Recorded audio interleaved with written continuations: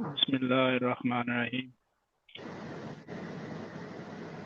میں Islamic awakening team کی طرف سے آپ سب کو السلام علیکم ورحمۃ اللہ کرتا ہوں،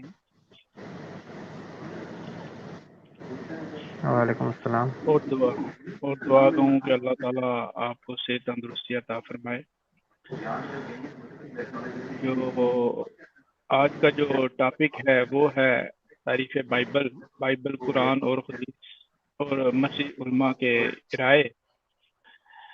یہ اسٹریمنگ آپ کو اسلامک اویکننگ چینل اور مسلم مسیح مکالمہ اور کنسیڈر دس ٹی وی پہ لائیو دکھائی جا رہی ہے۔ جیسا کہ میں نے بتا دیا ہے کہ ٹاپک کیا ہے، اور اس کے لیے ہم اپنے مہمان رضوان اصغر صاحب کو دعوت دیں گے کہ وہ آ کے اس ٹاپک کے بارے میں جو انہوں نے بتائے ہمیں، تاکہ ہم ان سے کچھ سیکھ سکیں۔ تو میں زیادہ ٹائم نہیں لوں گا کیونکہ ٹاپک بہت ہی ہاٹ ہے، تو میں رضوان اصغر صاحب سے کہوں گا کہ وہ آئیں۔ ویسے تو میں نے بتا دیا کہ یہ ڈبیٹر بھی ہیں اور ریسرچر بھی ہیں، تو مزید آج یہ کیا کہتے ہیں اس ٹاپک کے بارے میں یہ خود ہی بتائیں گے ان کی اپنی زبان۔ جی رضوان اصغر صاحب پلیز۔ نحمدہ و نصلی علی رسولہ الکریم، اما بعد فاعوذ باللہ السمیع العلیم من الشیطان الرجیم، بسم اللہ الرحمن الرحیم۔ رب اشرح لی صدری ویسر لی امری واحلل عقدۃ من لسانی یفقہوا قولی۔ آج کا جو ہمارا موضوع ہے، جیسا کہ ذوالفقار بھائی نے بتایا کہ تحریف بائبل بازبان بائبل اور قرآن و حدیث کی روشنی میں اور مسیح علماء کرام کی رائے میں، تو آج ہم اس کو ڈسکس کریں گے۔ تو تحریف بائبل کا جو موضوع ہے وہ اکثر مسلمانوں اور مسیحیوں میں زیر بحث رہتا ہے، اور اکثر دونوں جانب سے دلائل دیے جاتے ہیں، اور اکثر دیکھنے میں آتا ہے کہ مسیح دوست جو ہیں وہ اس بات پر زور دیتے ہیں کہ جب قرآن مجید فرقان حمید جو ہے وہ بائبل مقدس کی تصدیق کرتا ہے تو مسلمان کیوں کر اس کو محرف کہتے ہیں، یہ جانتے ہیں۔ یہاں ایک بات کی وضاحت کرتا چلوں کہ بائبل مقدس سے میری جو مراد ہے وہ تورات، انجیل اور صحائف انبیاء ہیں۔ تو آتے ہیں اپنے موضوع کی طرف، جو کہ ہے تحریف بائبل۔ مناسب ہے کہ ہم مناسب امر یہ ہے کہ ہم اس کو مختلف زاویہ نگاہ سے دیکھیں، تاکہ اپنے سننے والوں کو اور قابل دھیان کے جو طالب علم ہیں ان کو سمجھنے میں آسانی ہو سکے۔ تو اس موضوع کو سمجھنے کے لیے ہم اس موضوع کو 3 حصوں میں تقسیم کریں گے، جیسے کہ تحریف بائبل ہے بازبان بائبل، تحریف بائبل قرآن و حدیث کی نظر میں، اور تحریف بائبل مسیح علماء کرام کی رائے میں۔ تو اس سے قبل کہ ہم آگے چلیں، مناسب ہے کہ تھوڑا سا جو ہے نا اس موضوع کو تاریخی پس منظر میں بھی دیکھ لینا چاہیے، تاکہ بات کو جو ہے احسن طور پر سمجھا جا سکے۔ ہم دیکھتے ہیں کہ خدا تعالیٰ نے جب موسیٰ علیہ السلام کو تورات عطا فرمائی، جس کو انہوں نے کتابی شکل میں لکھنے کے بعد ایک تابوت میں یا عہد کے صندوق میں، یا جس کو مسلمان جو ہیں تابوت سکینہ بھی کہتے ہیں، میں رکھوا دیا دیگر اشیاء کے ساتھ، تاکہ اگر مستقبل میں کوئی حادثہ پیش آ جائے یا کوئی شخص جو ہے اس کے ساتھ چھیڑ خانی کرنے کی کوشش کرے تو یہ کتاب جو ہے اس پر گواہ رہے۔ اور انہوں نے اپنی قوم کو اس کتاب کے ساتھ چھیڑ چھاڑ کرنے یا اس میں کمی بیشی کرنے سے بھی سختی سے منع کیا۔ یہ بات ہمیں کہاں ملتی ہے؟ یہ بات ہمیں ملتی ہے استثناء کے باب 31 اور آیت نمبر 25 تا 27۔ اب یہود کچھ عرصہ تک تو اس بات پر انہوں نے پاس رکھا، لیکن مختلف ادوار میں یہود کی جو حالتیں تھیں وہ مختلف رہیں۔ یہ کبھی ارتد کا شکار ہوئے اور دین موسوی سے پھر گئے، کبھی یہ لوگ دوبارہ دین موسوی پر آ گئے، اب اس سب کا جو سب سے زیادہ نقصان ہوا وہ تورات کو ہوا، ان کے بار بار دین موسی سے پھرنے اور بار بار واپس آنے پر۔ پھر موسیٰ علیہ السلام کی وفات کے بعد بنی اسرائیل دیگر قوموں کے ساتھ جنگ و جدل میں بھی مصروف رہی، جس کے نتیجے میں فلسطینی قوم جو اس وقت بت پرست تھی، نہ صرف اسرائیلیوں کو شکست دی بلکہ وہ عہد کا صندوق جس میں تورات جو تھی، جو موسیٰ علیہ السلام نے اپنے ہاتھوں سے لکھ کے رکھی تھی، اور وہ تختیاں جو موسیٰ علیہ السلام کو اللہ سبحانہ و تعالیٰ نے اپنے ہاتھ سے لکھ کر دی تھیں، وہ رکھی ہوئی تھیں، وہ اپنے ساتھ لے گئے، اور اپنے ایک دیوتا جو تھے جن کا نام دجون لکھا ہے بائبل کے اندر، اس کے جا کے قدموں میں وہ صندوق رکھ دیا۔ یہ بات ہمیں کہاں سے معلوم پڑے گی؟ 1 سمیول باب 4 فقرہ 17 اور 1 سمیول باب 5 فقرہ 1 تا 4 میں۔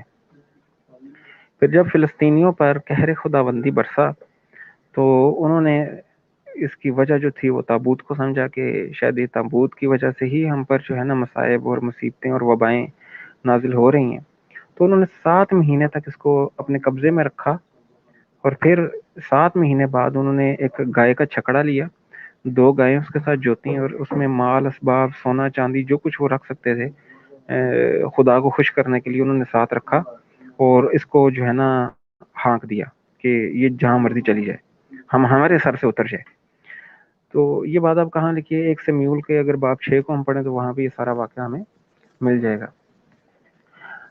اب ہوا یہ کہ انہوں نے یہ کام اپنے سر سے اتار دیا اور 7 مہینے تک لیکن ان کے قبضے میں رہا۔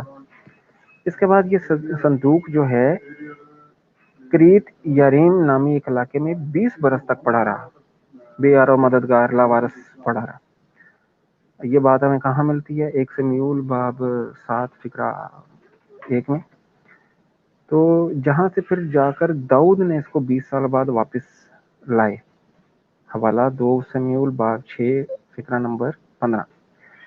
تو جب سلیمان علیہ السلام کو حکومت ملی تو انہوں نے ہیکل کی تعمیر نو شروع کی، اور اس ہیکل کے اندر انہوں نے مقدسات رکھنے کی نیت سے جب صندوق کو کھولا تو تورات کا وہ نسخہ جو موسیٰ علیہ السلام نے اپنے ہاتھوں سے لکھا تھا تاکہ وہ اس کو ہیکل کے اندر رکھ سکیں، وہ اس میں موجود نہیں تھا، اور اس میں سوائے تختیاں 2 جو پتھر کی لوہیں تھیں یا تختیاں تھیں، ان کے علاوہ انہیں کچھ بھی نہیں ملا۔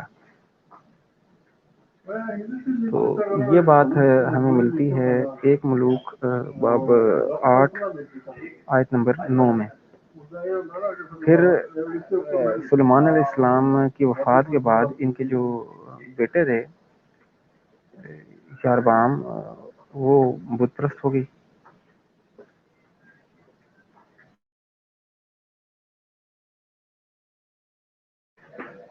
جی وہ بت پرست ہو گئی اور بتوں کی پوجا انہوں نے شروع کر دی، یہاں تک کہ ہر درخت کے نیچے انہوں نے ایک بت رکھا، اور ہیکل میں بھی انہوں نے بت رکھے۔ اس کا حوالہ ہمیں بائبل سے ہی ملے گا، 1 ملوک باب 11 تا 14، کہ کس طرح بنی اسرائیل نے بت پرستی شروع کی اور کس طرح انہوں نے ہیکل کے اندر تک جو ہے جو سلیمان علیہ السلام نے بنایا تھا وہاں پہ بت رکھنا شروع کر دیے۔ تو ایسی صورتحال میں ہم یہ سوال کرنے میں حق بجانب ہیں کہ اگر تورات موجود بھی تھی تو یہود کے لیے بیکار تھی، پھر وہ کیوں کر اس کی حفاظت کرتے؟ پھر بنی اسرائیل کی وہ سلطنت جو داؤد کے زمانے میں بنی تھی، سلیمان علیہ السلام کی وفات کے بعد ان کے بیٹے یاربعام کی زندگی میں 2 حصوں میں تقسیم ہو گئی۔ 10 قبائل نے مل کر ایک ریاست قائم کی جسے اسرائیل کا نام دیا گیا، اور 2 قبائل نے مل کر ایک ریاست بنائی جسے یہودا کا نام دیا گیا۔ اس کے بعد بنی اسرائیل 200 سالوں تک بت پرستی میں مبتلا رہے، 1-2 سال نہیں، یا 6 مہینے یا 10 دن نہیں، پورے 200 سال تک وہ بت پرستی میں مبتلا رہے۔ اب جب ایک قوم جو تھی وہ 200 سال تک بت پرستی میں مبتلا رہی، اور یہ دونوں ریاستوں کو میں بات کر رہا ہوں، یہودا کی ریاست اور اسرائیل کی ریاست، تو ان کے لیے تو تورات جو تھی وہ بیکار تھی۔ انہوں نے تورات کو سنبھال کے کرنا کیا تھا؟ آج ہم دیکھتے ہیں کہ کوئی ہندو جو ہے وہ قرآن مجید کی تکریم و عزت تو نہیں کرتا، نہ اس کی تعظیم کرتا ہے، نہ اس کو سنبھال کے رکھتا ہے، کیونکہ ان کے لیے تو وہ بے معنی ہے۔ تو 200 سال تک بنی اسرائیل جو تھے وہ بت پرستی کا شکار رہے. پھر ایسے میں وہ کیوں کر تورات کی حفاظت کرتے یا اس کو پڑھتے یا سناتے؟ پھر ہم دیکھتے ہیں کہ 722 قبل مسیح میں جب آسوری بادشاہ سلمنازار جو ہے یا سلمنصر جو ہے سلمنصر وہ بادشاہ ہوا، تو اس کے بعد اس نے اسرائیل کی ریاست پر حملہ کر دیا اور اسرائیلیوں کو قید کر لیا اور ان کو ان کے علاقے سے ہی علاقہ بدر کر دیا اور وہاں دوسری قوموں کو لا بسایا. آج تک ان 10 قبائل کا پتہ نہ لگ سکا کہ کہاں گئے. تو تورات تو بہت دور کی بات ہے.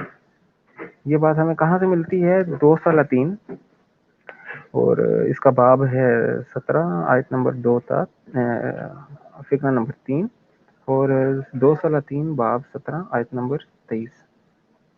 پھر ہم دیکھتے ہیں کہ 638 قبل مسیح میں آمون کے جو بیٹے تھے یوسیا کے ہاتھ میں جب حکومت آئی تو انہوں نے بت پرستی سے توبہ کی اور ہیکل کی اثر نو تعمیر شروع کی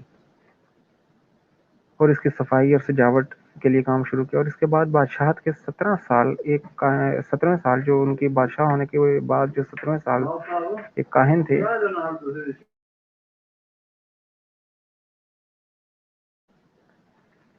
انہوں نے یہ دعویٰ کیا کہ ان کو ایک تورات کا نسخہ ملا ہے، جس کو جب یہودا جو تھا بادشاہ جو تھا یوسیا اس کے دربار میں پڑھا گیا تو وہ رونے لگا اور اس نے غم میں اپنے کپڑے بھی پھاڑ لیے اور کہا کہ پھر یہ حکم دیا اس نے کہ یہ کتاب شریعت کی جو باتیں ہیں ان کو لوگوں کو پڑھ کر سنایا جائے، کیونکہ اس کے آباء و اجداد میں بہت سے ایسے لوگ ہو گزرے ہیں جنہوں نے اس کتاب کی باتوں کو سنا ہی نہیں اور سنے بغیر مر گئے.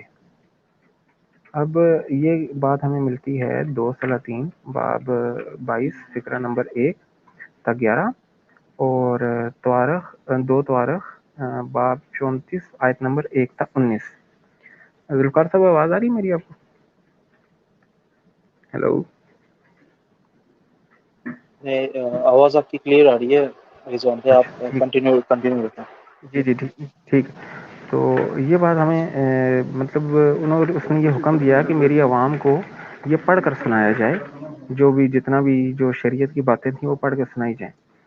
تو اب سوال یہ پیدا ہوتا ہے کہ اگر تورات موجود تھی تو 200 سالوں تک منظر عام پر نہیں آئی، کیسے ممکن تھا کہ لوگ اس کی تعلیم سے نابالغ رہتے؟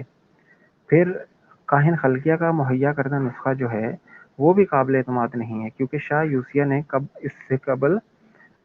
یوسیا سے قبل ہیکل جو تھا وہ 2 مرتبہ لوٹا جا چکا تھا اور لوٹ خسوٹ کا شکار بنا، اور پھر یربعام کے بعد بت پرستی ہوتی رہی جہاں پجاری جو تھے وہ روز آتے جاتے رہتے تھے. تو کیسے ممکن ہے کہ ان کے ہاتھوں سے یہ نسخہ بچا رہا ہوگا؟ اب ہم اوپر ذکر کر آئے ہیں کہ اسرائیل کی وہ ریاست جو 10 قبائل نے مل کر بنائی تھی، اس کو تو سلمانصر نے تباہ و برباد کر دیا تھا.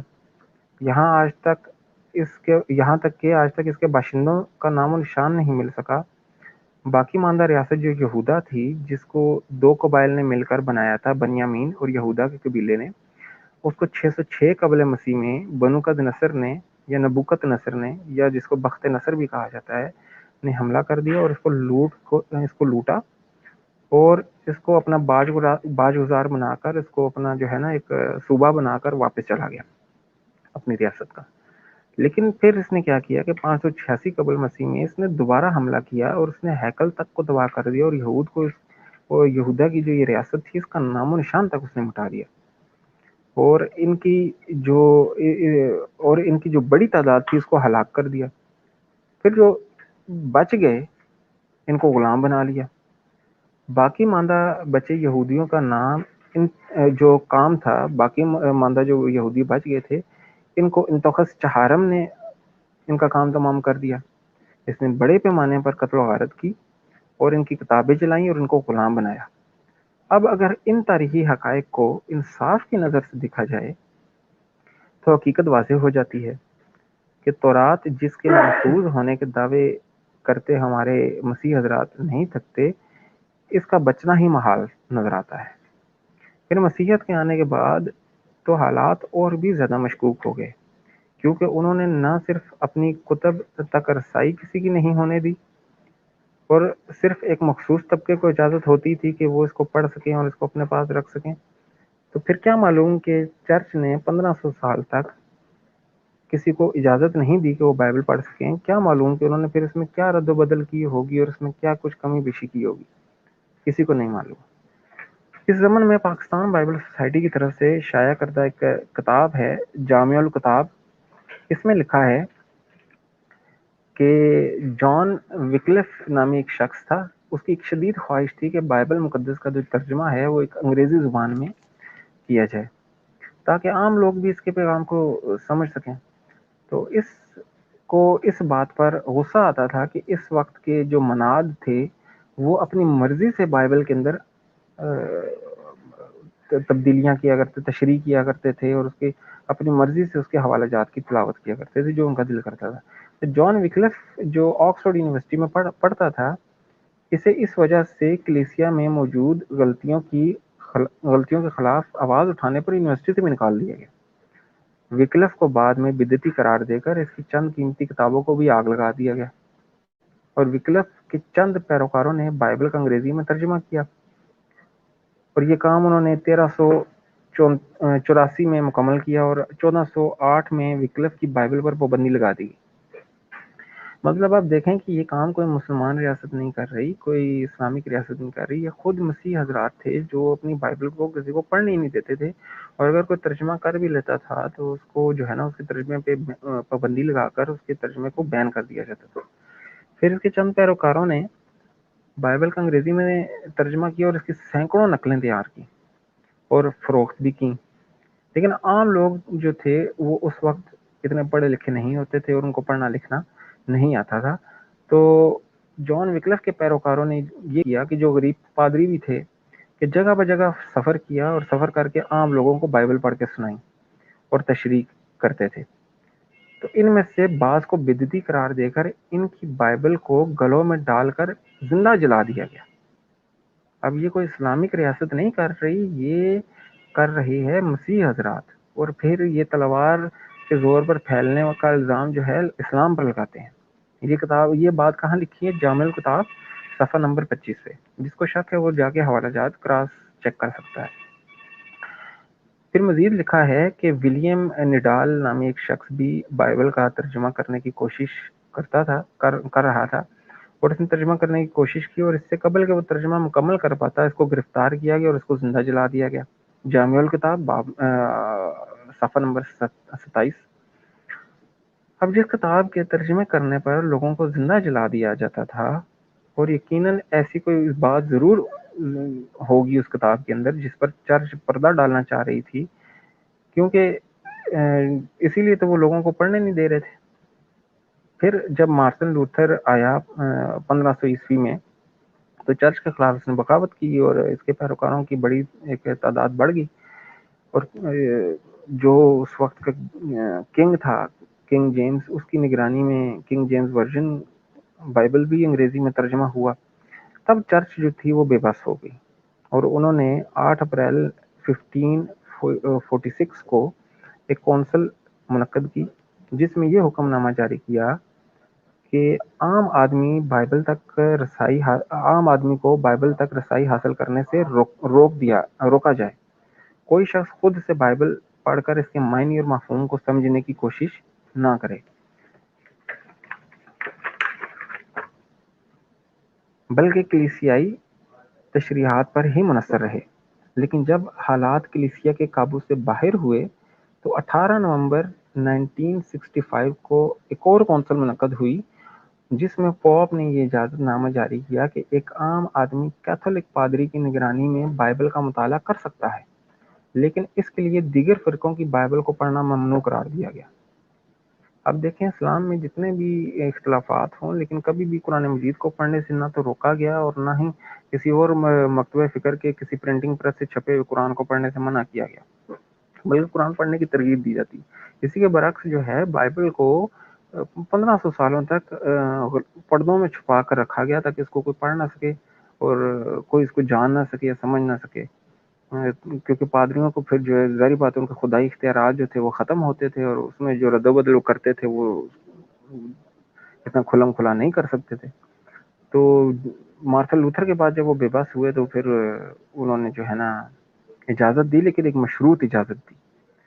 اب سوال یہ پیدا ہوتا ہے کہ جب بائبل کو نہ عام آدمی کو پڑھنے کی اجازت تھی اور نہ لوگ اس کے متن سے واقف تھے اور نہ اس کے مافی ضمیر سے لوگوں کو معلوم تھا 1500 سالوں تک، تو اس میں کیا کچھ شامل کیا گیا ہوگا اور کیا کچھ نکالا گیا ہوگا، یہ جو ہے ہماری سوچ سے بھی باہر ہے۔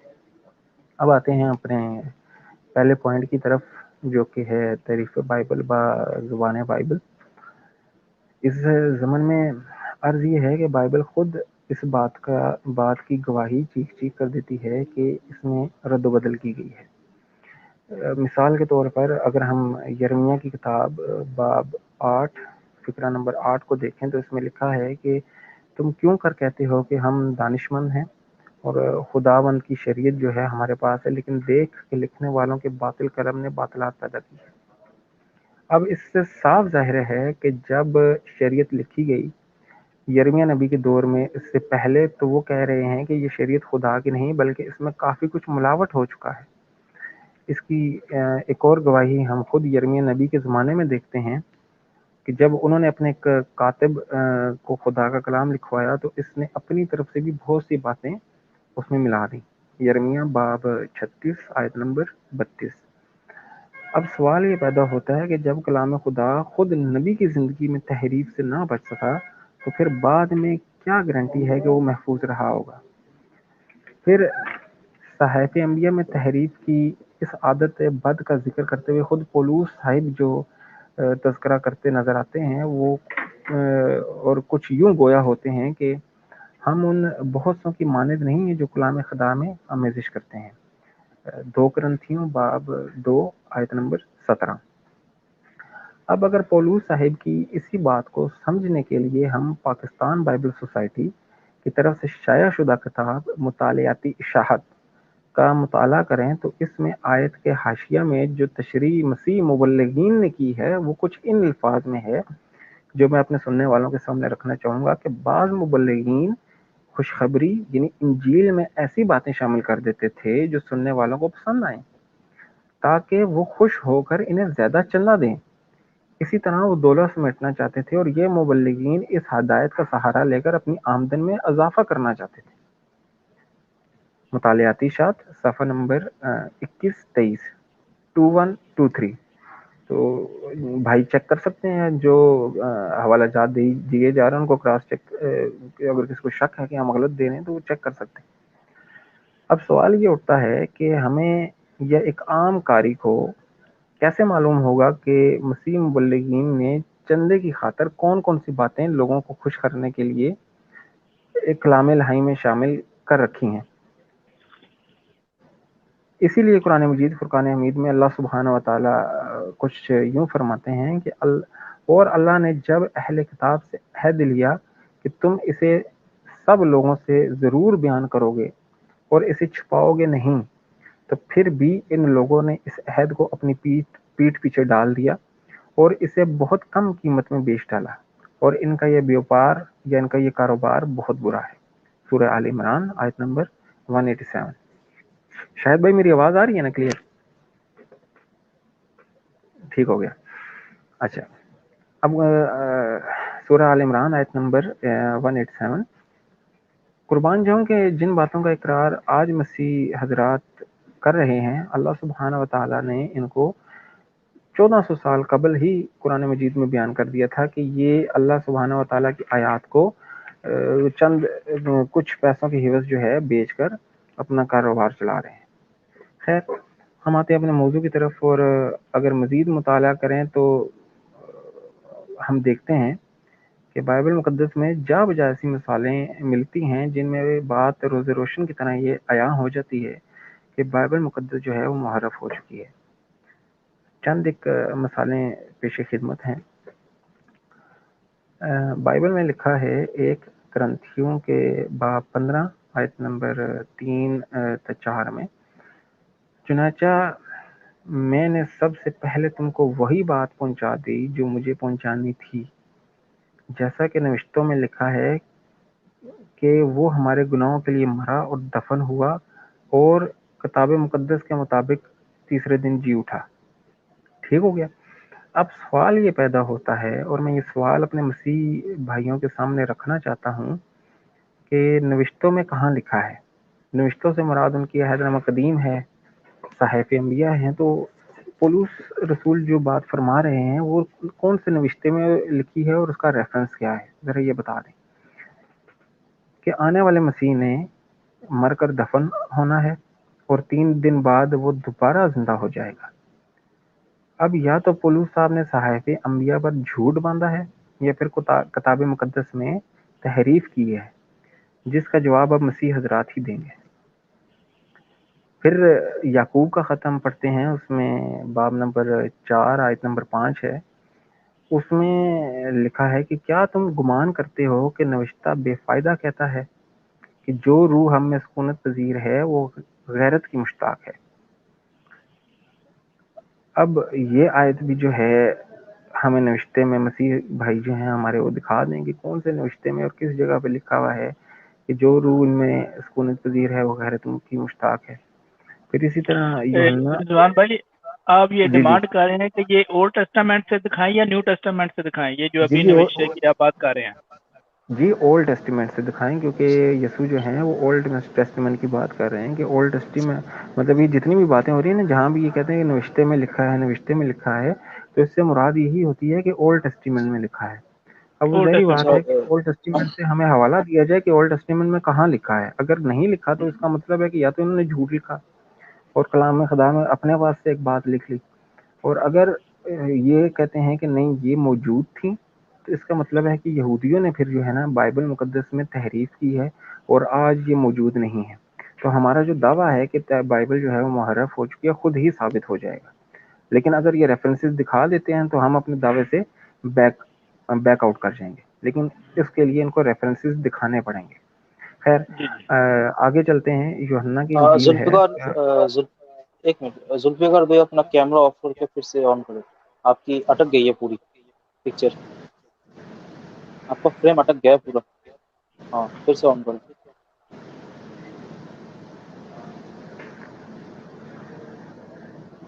پتہ نہیں کیا ہو گیا، اٹک ہی آ رہی ہے. تو آپ آف ہی رکھیں. چلیں کوئی کنٹینیو. نہیں. اچھا، یوحنا کی انجیل ہے، اس کا باب ہے 7 اور آیت نمبر ہے 37 تا 38. اس میں لکھا ہے کہ یسوع کھڑا ہوا اور بلند آواز میں کہا کہ اگر کوئی پیاسا ہے تو میرے پاس آئے اور پیے. جو مجھ پر ایمان لاتا ہے، جیسا کہ نوشتے میں لکھا ہے، اس کے بطن سے زندہ پانی کی ندیاں جاری ہوں گی. اب سیم ڈیمانڈ ہے کہ اگر یہ نوشتے میں لکھا ہے اور عہد نامہ قدیم میں کسی جگہ یہ ریفرنس ہے تو وہ ریفرنس ہمیں عنایت کیا جائے، تاکہ ہم یہ جان سکیں کہ واقعی ہی ہماری جو انڈرسٹینڈنگ میں ہے وہ فرق آیا ہے اور مسیح حضرات جو ہیں وہ حق بجانب ہیں.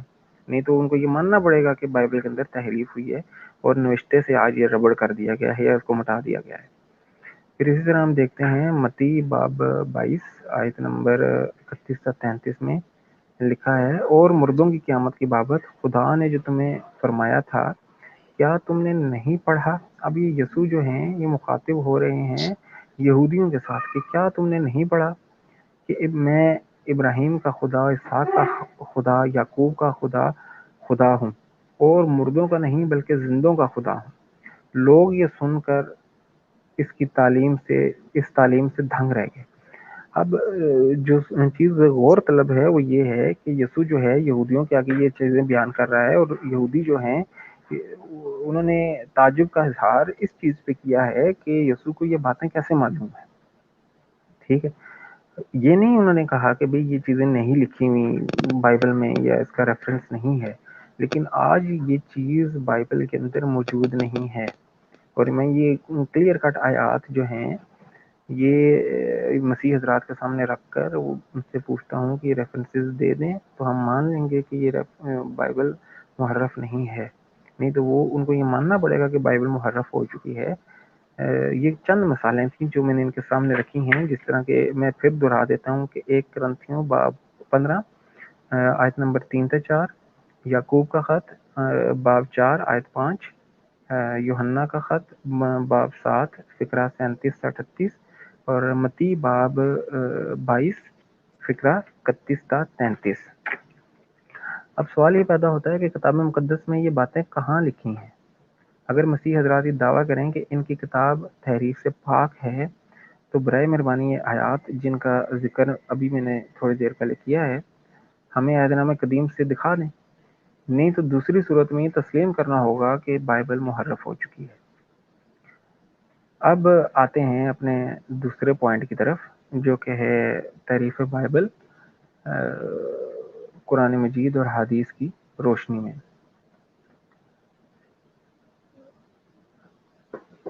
اب اکثر مسیح حضرات قرآن مجید فرقان حمید کی آیات کی من مانی تشریحات کر کے مسلمانوں کو یہ باور کرانے کی کوشش کرتے ہیں کہ موجودہ تورات جو ہے وہ اور موجودہ انجیل جو ہے وہ وہی تورات اور انجیل ہے جو اللہ کی طرف سے نازل ہوئی تھی۔ اچھا، یہاں پہ مزے کی بات یہ ہے کہ وہ انجیل مقدس کا یہ تو دکھاتے ہیں کہ قرآن مجید میں لکھا ہے کہ اللہ سبحانہ و تعالیٰ نے عیسیٰ علیہ السلام پر انجیل نازل کی، لیکن وہ ان اناجیل کو خدا کی طرف سے نازل شدہ نہیں مانتے، بلکہ وہ کہتے ہیں کہ یہ تو بعد میں یسوع کی شاگردوں نے لکھی تھی۔ ذوالفقار بھائی آپ ہیں یا چلے گئے؟ ہلو؟ جی جی میں سن رہا ہوں، میری آواز نہیں ہے؟ میں نے میوٹ پہ لگایا ہوا تھا۔ جی جی جی میں نے کہا وہ کیونکہ آپ کا فریم جو ہے نا وہ اسٹک ہوا ہوا تو میں نے کہا پوچھ لوں۔ چلے نہیں اچھا، ٹھیک ہے، لیکن میں تو ادھر ہی ہوں، ہاں چلے صحیح میں ہے، تو کیمرے چلے میں میں ہٹ بھی چلے میں ٹاپک کی طرف واپس آتا ہوں۔ تو ہم کہہ رہے تھے کہ وہ یہ چیز نہیں مانتے کہ جو انجیل اللہ سبحانہ و تعالیٰ نے عیسیٰ علیہ السلام پر نازل کی تھی وہ اس کو منزل اللہ نہیں مانتے یا اللہ کی طرف سے نازل شدہ نہیں مانتے۔ اب مزے کی بات یہ کہ جو آیات ان کی مذمت میں نازل ہوئی وہ بھی اپنے حق میں دکھا کر دھوکہ دینے کی کوشش کرتے ہیں، اور یہ صرف اس لیے کہ آج امت مسلمان کا جو نوجوان ہے وہ دین سے دور ہو چکا ہے اور دوری کے سبب سے مطالعہ کی دولت سے محروم ہے، اور اسی چیز کا فائدہ آج مسیح مشنریز بڑے دھڑلے سے اٹھاتے ہیں۔ وہ یہ باور کراتے ہیں کہ قرآن مجید تو بائبل مقدس کو کی تصدیق کرتا ہے، اور سادہ لوگ عوام کو دھوکہ دیتے ہیں کہ قرآن و حدیث میں تو محرف کا لفظ ہی نہیں لکھا ہوا۔ جس طرح کہ ایک تھے لاہور کے بگوڑے، میں ان کا نام نہیں لیتا تاکہ کہیں جو ہے نا وہ ان کو اس چیز سے فیم نہ ہو جائے، کیونکہ آج کل میڈیا کا دور ہے اور جو نیگیٹو چیزیں ہوتی ہیں وہ فیم میں چلی جاتی ہیں، تو ان کا نام میں نہیں لوں گا۔ تو قرآن میں متعدد مقامات پر اللہ تعالیٰ نے یہود و نصارہ کی اس خصلت کا ذکر کیا ہے جو وہ تورات و انجیل میں تحریف کی صورت میں کرتے تھے۔ ہم دونوں قرآن و حدیث کو سامنے رکھتے ہوئے سامنے رکھیں گے تاکہ اصل حقیقت کا علم ہو سکے۔ تو قرآن مجید فرقان حمید میں اللہ سبحانہ و تعالی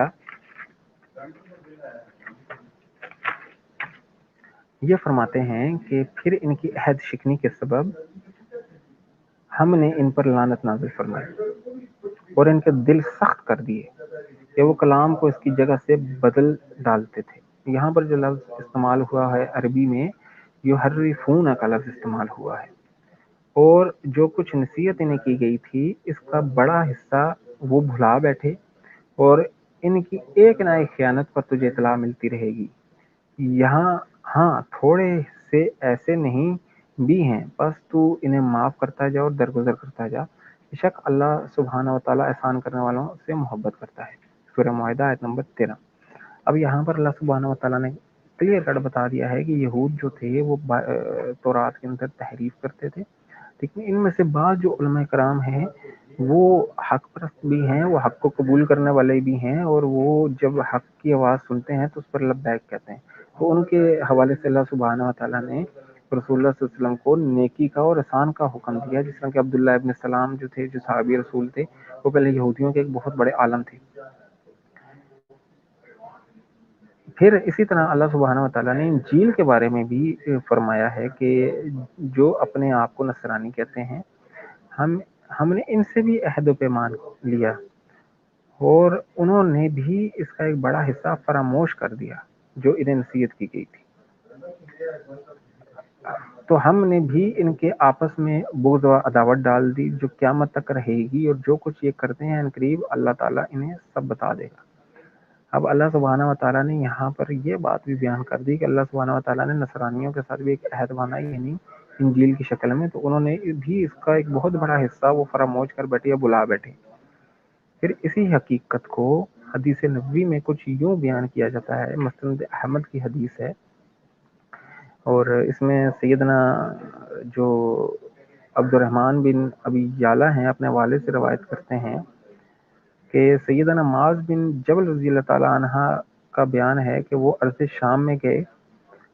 اس سے آگے اور وہ یہ کہتے ہیں کہ میں نے ان سے پوچھا کہ وہ اپنے پیشواؤں کو، یعنی کہ یہودیوں سے اور عیسائیوں سے انہوں نے پوچھا شام میں ان کو جب وہ تجارت کی غرض سے گئے تو وہ ملے کہ تم اپنے پیشواؤں کو سجدہ کیوں کرتے ہو؟ تو انہوں نے بتلایا کہ ہم اس سے پہلے جو انبیاء کی شریعتیں تھیں اس میں سلام کا یہی طریقہ سکھایا گیا ہے کہ ہم اپنے جب بڑوں کو ملیں تو ان کے آگے سجدہ کریں. تو میں نے کہا کہ اگر یہی بات ہے تو ہم اس بات کے زیادہ حقدار ہیں کہ ہم اپنے نبی کو کے ساتھ یہ کام کریں، کیونکہ ان میں سے ایک کچھ صحابی آئے تھے تو انہوں نے رسول اللہ صلی اللہ علیہ وسلم کو سجدہ کیا، تو رسول اللہ صلی اللہ علیہ وسلم نے ان سے پوچھا تھا کہ آپ نے یہ کام کیوں کیا ہے.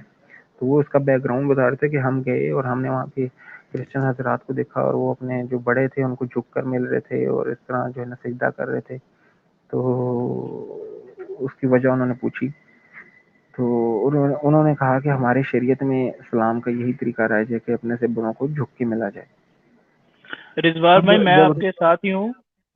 میری جی جی تصویر جو ہے نا وہ میرا خیال ہے سٹاپ کر گئی ہے، لیکن میں آپ جی کے ساتھ ہی ہوں. جی جی شکریہ.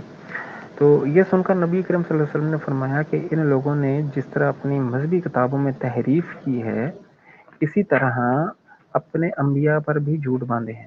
بے شک اللہ تعالیٰ نے ہمیں ان کے سلام سے بہتر سلام اور اہل جنت والا سلام ہمیں دیا ہے. یہ روایت ہے مسند احمد اور حدیث نمبر ہے 19624 19624. اب اس حدیث میں صاف صاف اللہ سبحانہ و تعالیٰ کے جو رسول ہیں اپنی زبان مبارک سے یہ فرما رہے ہیں کہ انہوں نے خدا کے کلام کو مطلب یہود نے اور عیسائیوں نے خدا کے کلام کو بدل ڈالا اور انبیاء علیہ السلام پر تہمت کا انبار لگا دی. اب دیکھتے ہیں کہ صحابی رسول جو شاگرد رسول تھے جنہوں نے علم ہی نبی اکرم صلی اللہ علیہ وسلم سے حاصل کیا تھا، ان کا کیا کیتا تھا تورات اور صحائف انبیاء اور اناجیل کے حوالے سے. اس بارے میں ملاحظہ ہو صحیح البخاری کی روایت ہے 7523 7523. اس میں ہم دیکھتے ہیں کہ ابو الیمان نے بیان کیا، کہا ہم کو شعیب نے خبر دی، انہیں زہری نے، اور انہیں عبید اللہ بن عبداللہ نے خبر دی، اور ان سے عبداللہ ابن عباس رضی اللہ تعالیٰ عنہ نے بیان کیا کہ اے مسلمانوں، تم اہل کتاب سے کسی مسئلہ کے بابت کیوں پوچھتے ہو؟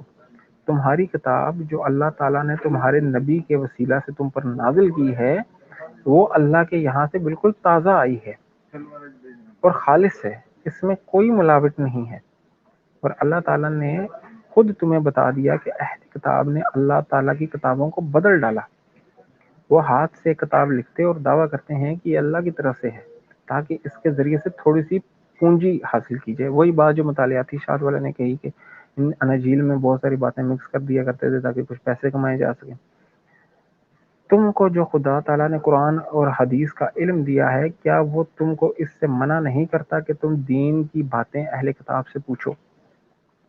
خدا کی قسم ہم ان کے کسی آدمی کو نہیں دیکھتے کہ جو کچھ تمہارے اوپر نازل ہوا ہے اس سے متعلق تم سے پوچھتے ہوں.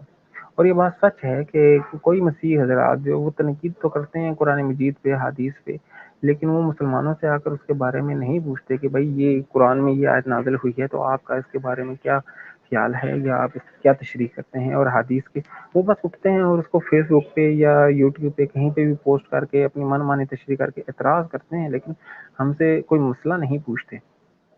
جبکہ اس کے برعکس میں نے دیکھا ہے کہ پاکستان بائبل سوسائٹی اور پاکستان بائبل کورسپونڈنس انسٹیٹیوٹس جو ہیں، یہ دوسری مشنری اسکولز جو ہیں، وہ بڑی تعداد میں مسلمانوں کو بلاتے ہیں اور وہاں پر ان کو بائبل مقدس کے کورسز وغیرہ کروائے جاتے ہیں، اور ان کو جو ہے نا بائبل مقدس پڑھائی جاتی ہے، اور انہیں کہا جاتا ہے کہ آپ بائبل مقدس پڑھیں، آپ کے لیے ضروری ہے۔ اور میں یہ سب اس لیے بیان کر رہا ہوں کیونکہ اس سب کا شکار میں بھی رہ چکا ہوں۔ مجھے بھی بائبل کورسپونڈنس اسکول میں لے جایا گیا، وہاں پر جو ہے نا فری لٹریچر دیا گیا، وہاں پر مجھے انہوں نے سرٹیفکیٹس وغیرہ بھی انہوں نے دیے، پڑھایا بھی، اور اس لیے مجھے وہاں کے ماحول کا بڑے اچھے طریقے سے تدارک ہے کہ وہ لوگ کیسے جو ہے مچھلیوں کو پھانستے ہیں، یا کیسے اپنے شکار کو جو ہے نا وہ پھانستے ہیں۔ کبھی وہ سیمینارز کرواتے ہیں، کبھی وہ چھوٹے چھوٹے پروگرامز کرواتے ہیں جہاں پہ پروجیکٹرز کے اوپر فلمز وغیرہ دکھائی جاتی ہیں، تاکہ جو مسلمان ہیں، جو اتنا دین کے بارے میں نہیں جانتے، ان کو جو ہے کسی طریقے سے اسلام کے بارے میں شکوک و شبہات ڈال کر ان کو اسلام کے خلاف، اسلام کے رستے سے ہٹایا جائے، اور یا تو دین مسیحت پہ لایا جائے یا ان کو ملحد کر دیا جائے۔ دو ہی موٹیوز ہیں آج مشنری اسکول کے، اس کے علاوہ اور کوئی ان کا ایجنڈا یا مقصد نہیں ہے۔ اچھا چلیں آتے ہیں ٹاپک کی طرف۔ خیر، ان آیات کی حقیقت کو سن لینے کے بعد، جن کو مسیح حضرات بار بار مسلمانوں کو پڑھ کر سناتے ہیں، ان آیات کی بھی حقیقت سن لیجیے کہ اس سے بائبل کی حقانیت ثابت ہوتی ہے۔ ملاحظہ ہو، صحیح مسلم کی روایت ہے جس میں لکھا ہے کہ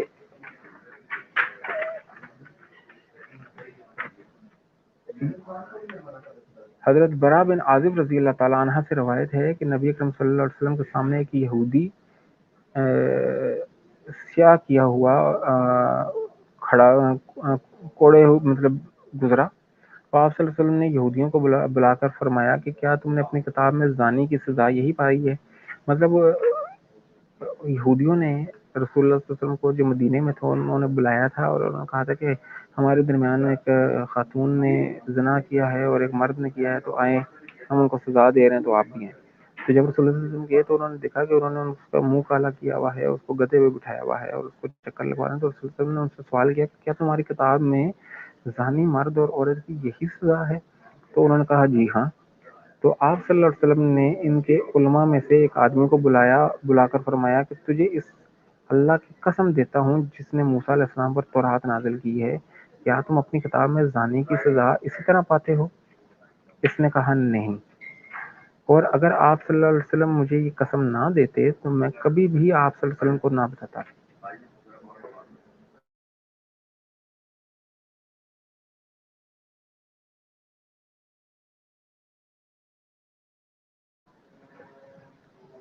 اچھا، تو وہ کہتے ہیں کہ ہماری کتاب میں لکھا ہوا ہے کہ ہم ان کو سنسار کرتے تھے، لیکن ہمارے معزز لوگ جو تھے وہ زنا کی کثرت کرتے تھے، تو ہم کسی معزز کو پکڑتے تو وہ اس کو چھڑوا دیتے تھے۔ مطلب یہ کہ جو لا اینڈ آرڈر کی سچویشن تھی کہ امیر لوگ جو ہے وہ رشوت دے کر نکل جاتے تھے، غریب پھنس جاتا تھا۔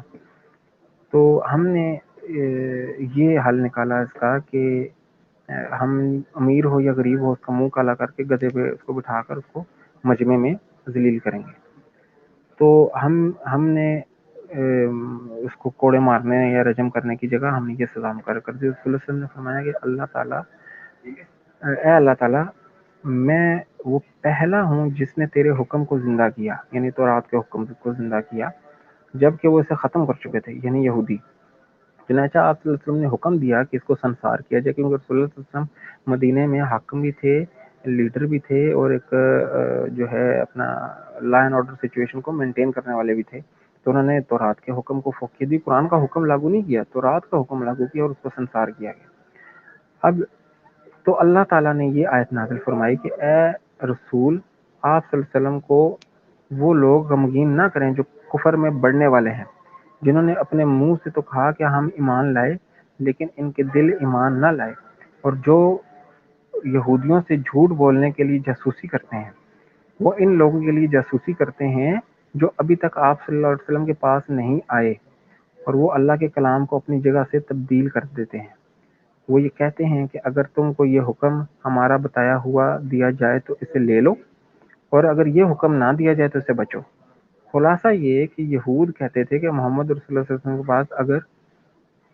پاس اگر وہ تمہیں منہ کالا کرنے اور کوڑے مارنے کا حکم دیں تو قبول کر لو، اور اگر تمہیں رجم کا فتویٰ دیں تو اسے قبول نہیں کرنا آپ نے۔ تو اللہ سبحانہ و تعالیٰ نے یہ آیات نازل کی، جو لوگ اللہ کے نازل کردہ احکام کے مطابق فیصلہ نہیں کرتے وہ کافر ہیں۔ سورہ معاہدہ آیت نمبر 44۔ اور مزے کی بات یہ کہ آج کل مسیح مشنریز یہ آیت جو ہے مسلمانوں کو دھوکہ دینے کے لیے استعمال کرتے ہیں کہ جی یہ تو حقانیت کی دلیل ہے، جبکہ یہ ان کی مذمت میں اتری تھی۔ پھر اسی طرح لکھا ہے کہ جو لوگ اللہ کے نازل کردہ احکام کے مطابق فیصلہ نہ کریں وہ حد سے تجاوز کرنے والے، سورہ معاہدہ آیت نمبر 45۔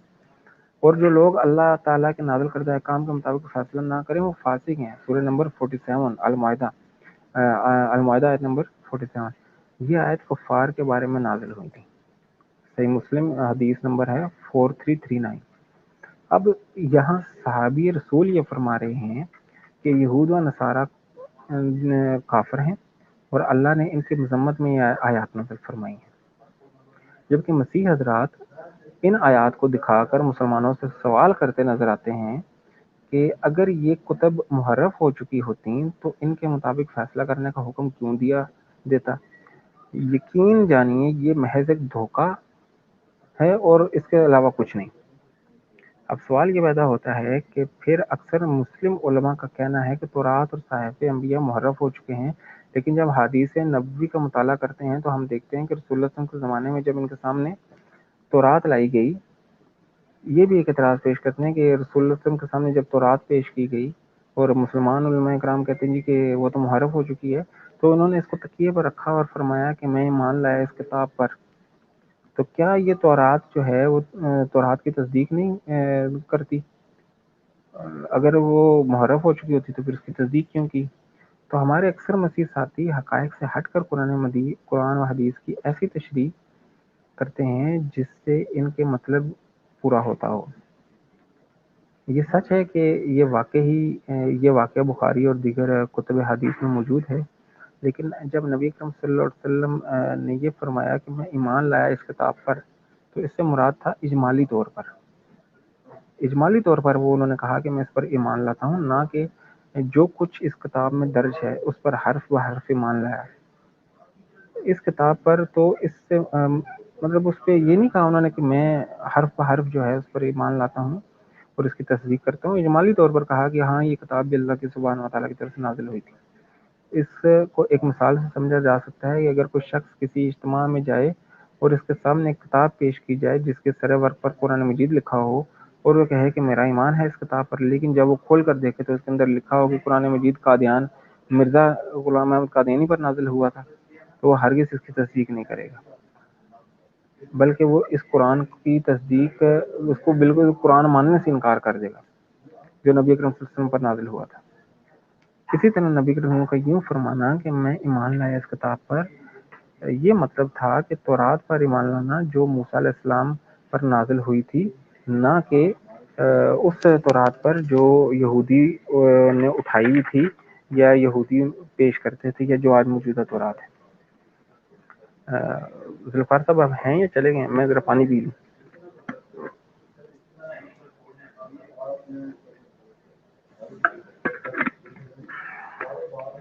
ہیلو ذوالفقار صاحب،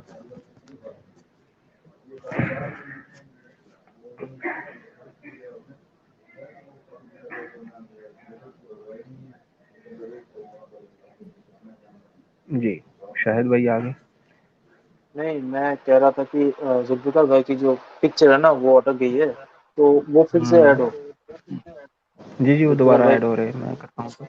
خیر ہم جاری رکھتے ہیں تاکہ ٹائم جو ہے نا وہ ضائع نہ ہو۔ تو میں یہ کہہ رہا تھا کہ نبی صلی اللہ علیہ وسلم نے یہ جو کہا کہ میں ایمان لایا اس کتاب پر، وہ اجمالاً تھا نہ کہ حق بجانب تھا۔ جس طرح کہ آج اگر کسی کو کتاب کو پیش کیجیے اور وہ اس کے سر ورق پر لکھا ہو کہ قرآن مجید اور اندر لکھا ہو کہ جی قرآن مجید جو ہے وہ تو قادیان میں نازل ہوا، تو کوئی مسلمان اس کی تصدیق نہیں کرے گا، بلکہ اس کو قرآن مجید ہی نہیں مانے گا۔ اب رضوان بھائی میں آ گیا ہوں، جی وہ میرا خیال ہے نیٹ کا تھوڑا ایشو ہو گیا تھا، تو میں آپ کے ساتھ ہی چلیں صحیح ہے۔ تو اب یہ کہتے ہیں جی کہ موسیٰ علیہ السلام پر نازل ہوئی، اگر ساحل یہ کہے مطلب اگر کوئی سوال کرنے والا یہ بھی کہہ سکتا ہے کہ اس میں تو اجمالاً کا لفظ موجود نہیں، کیونکہ اسی حضرات جو ہے نا وہ لفظوں سے بڑا کھیلتے ہیں، لفاظی بڑی کرتے ہیں، اور نہ وہ یہ بھی کہہ سکتے ہیں کہ نہ ہی ایسی کوئی چیز لکھی ہے، تو پھر کچھ سوال ضرور ایک محقق کے ذہن میں آتے ہیں کہ اگر واقعہ میں ہی پیغمبر اسلام نے موجودہ تورات کی تصدیق کی تھی، جو موجود ہے، جو مطلب موجودہ تورات و زبور، تو جو کچھ اس تورات کے اندر لکھا ہے، یعنی موجودہ تورات و زبور سے جو چیز متصادم ہے قرآن مجید کی، اس کے بارے میں ان کا کیا خیال ہے؟ مثال کے طور پر ابراہیم علیہ السلام کے بارے میں لکھا ہے، جو ابراہیم علیہ السلام ہیں وہ مسیح حضرات و مسلمانوں کے درمیان اور یہودیوں کے درمیان مشترکہ طور پر معتبر شخصیت ہیں، اور ان کے بارے میں لکھا ہے کہ ان کے پاس فرشتوں کا آنا اور ان کے بیٹے کی بشارت دینے کی بات دونوں کتب تورات اور قرآن مجید میں لکھی ہوئی ہے، لیکن ہم دیکھتے ہیں کہ اس کہانی میں تھوڑا سا فرق ہے۔ قائرین جو ہمارے سننے والے ہیں وہ ذرا خود غور فرمائیں۔ لکھا ہے جیسے بائبل میں ہم پڑھتے ہیں کہ پھر اس نے مکھن اور دودھ اور ایک بچڑے کو جو اس نے پکوایا تھا لے کر ان کے سامنے رکھا اور ان کے پاس درخت کے نیچے کھڑا رہا، انہوں نے اس کو کھایا۔ ٹھیک ہے، اب یہ بات کہاں لکھی ہے؟ پیدائش باب 8 آیت نمبر 8 ہے کہ ان کے پاس جو تھے فرشتے آئے اور انہوں نے جو ہے نا پکوان پکا کے رکھے اور انہوں نے کھائے، جبکہ قرآن مجید میں لکھا ہے سورہ الذاریات آیت نمبر 26 تا 27 میں کہ پھر جلدی جلدی اپنے گھر والوں کی طرف گئے اور ایک فربا بچڑے کا گوشت لائے اور ان کے پاس رکھا اور کہا آپ کھاتے کیوں نہیں؟ مطلب جو فرشتے قرآن مجید کے مطابق ابراہیم علیہ السلام کے پاس آئے تھے وہ کسی کھانے کو ہاتھ نہیں لگا رہے تھے، لیکن بائبل کے مطابق جو فرشتے آئے تھے وہ کھانا پینا بھی کھا رہے تھے اور مشروبات بھی پی رہے تھے۔ اور واضح دیکھا جا سکتا ہے کہ بائبل مقدس میں فرشتوں نے کھانا کھایا، لیکن قرآن مجید نے اس کی نفی کی۔ اور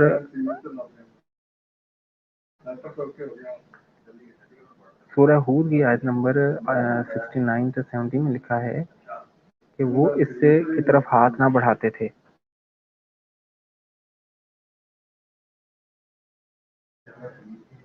جی، وہ اس کی طرف ہاتھ نہ بڑھاتے تھے۔ پھر مزید ہم دیکھتے ہیں تو کچھ اور مثالیں ہمارے سامنے آتی ہیں، جیسے کہ مسلمانوں کا بچہ جانتا ہے کہ لاٹھی سے سانپ بننے والا معجزہ اللہ سبحانہ و تعالیٰ نے موسیٰ علیہ السلام کو دیا تھا، لیکن بائبل اس کے متعلق کچھ اور ہی بیان کرتی ہے۔ آئیے ذرا اس کو بھی ملاحظہ کریں کہ بائبل کیا کہتی ہے۔ بائبل میں لکھا ہے کیونکہ انہوں نے بھی اپنی لاٹھیاں سامنے ڈالی اور وہ سانپ بن گئیں، لیکن ہارون کی لاٹھی ان سب کو نگل گئی۔ اب یہ بات کہاں لکھی ہے؟ یہ بات لکھی ہے خروج باب 7 آیت نمبر 12 میں کہ یہ جو لاٹھی والا معجزہ تھا یہ ہارون علیہ السلام کو دیا گیا، جبکہ قرآن مجید میں لکھا ہے کہ موسیٰ علیہ السلام نے فرمایا کہ تم ہی ڈالو۔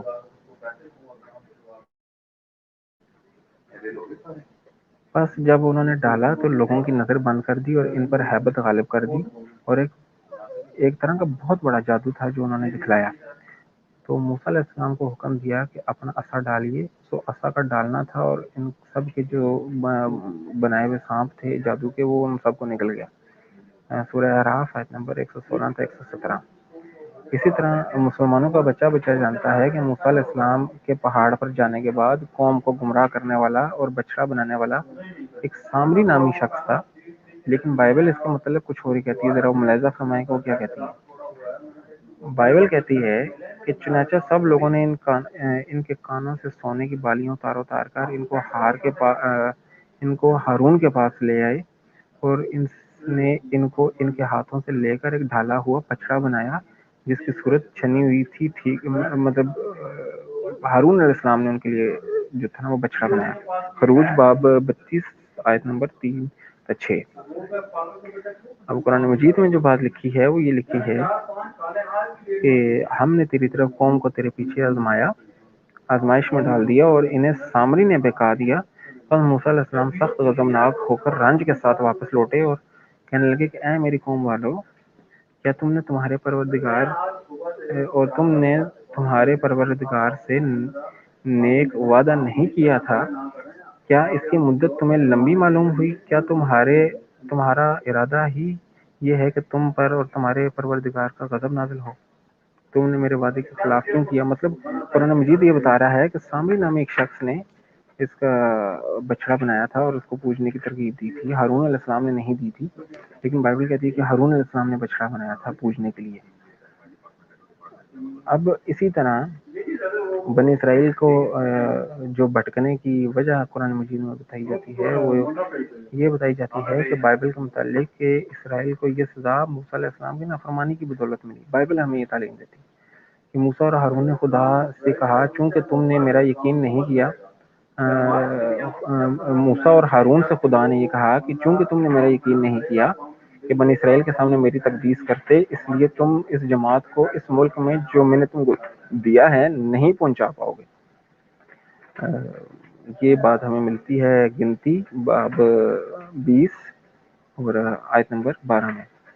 جب قرآن مجید فرقان حمید کہتی ہے کہ قوم نے جب ان کو کہا گیا کہ آپ جہاد کریں اللہ سبحانہ و تعالیٰ کے راستے میں، اور موسیٰ علیہ السلام نے ان سے کہا کہ آپ جہاد کریں، تو قوم نے موسیٰ علیہ السلام کو یہ جواب دیا کہ اے موسیٰ،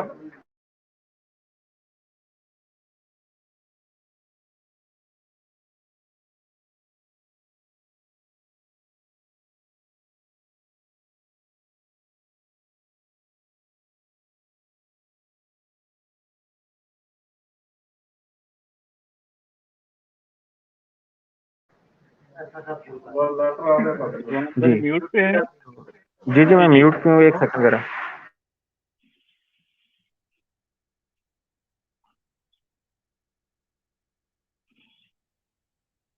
جی رضوان بھائی نے بہت ہی اچھی جو ہے نا ڈفرینٹ بتایا قرآن اور جی بائبل میں اچھا حضرت ابراہیم کا. جی جی جی آپ آگے، آپ پھر چلے گئے، آپ جی آگے. جی جی جی جی جی جی اچھا میں یہ کہہ رہا ہوں کہ بائبل ہمیں یہ بتاتی ہے کہ جو وہ پرومسڈ لینڈ تھا اس میں موسیٰ علیہ السلام اور ہارون علیہ السلام کی نافرمانی کے سبب سے وہ داخل نہیں ہو سکے. جبکہ قرآن مجید یہ بتاتا ہے کہ جب موسیٰ علیہ السلام نے ان کو جہاد کی ترغیب دی تو قوم نے یہ جواب دیا کہ اے موسیٰ، جب تک وہ قوم یعنی جس سے ان کو لڑنے کا کہا جا رہا تھا وہاں پر موجود ہے تو ہم ہرگز وہاں نہ جائیں گے، اس لیے تم اور تمہارا پروردگار جاؤ اور دونوں جا کر وہاں پر جہاد کرو یا لڑائی کرو. ہم یہی بیٹھے ہوئے ہیں. تو موسیٰ علیہ السلام کہنے لگے کہ تمہاری اس نافرمانی کی سبب سے جو ہے نا اب تم اس میں نہیں جا سکو گے. یہ بات ہمیں کہاں ملتی ہے؟ یہ بات ہمیں ملتی ہے سورہ معاہدہ آیت نمبر 24 سے 26 میں.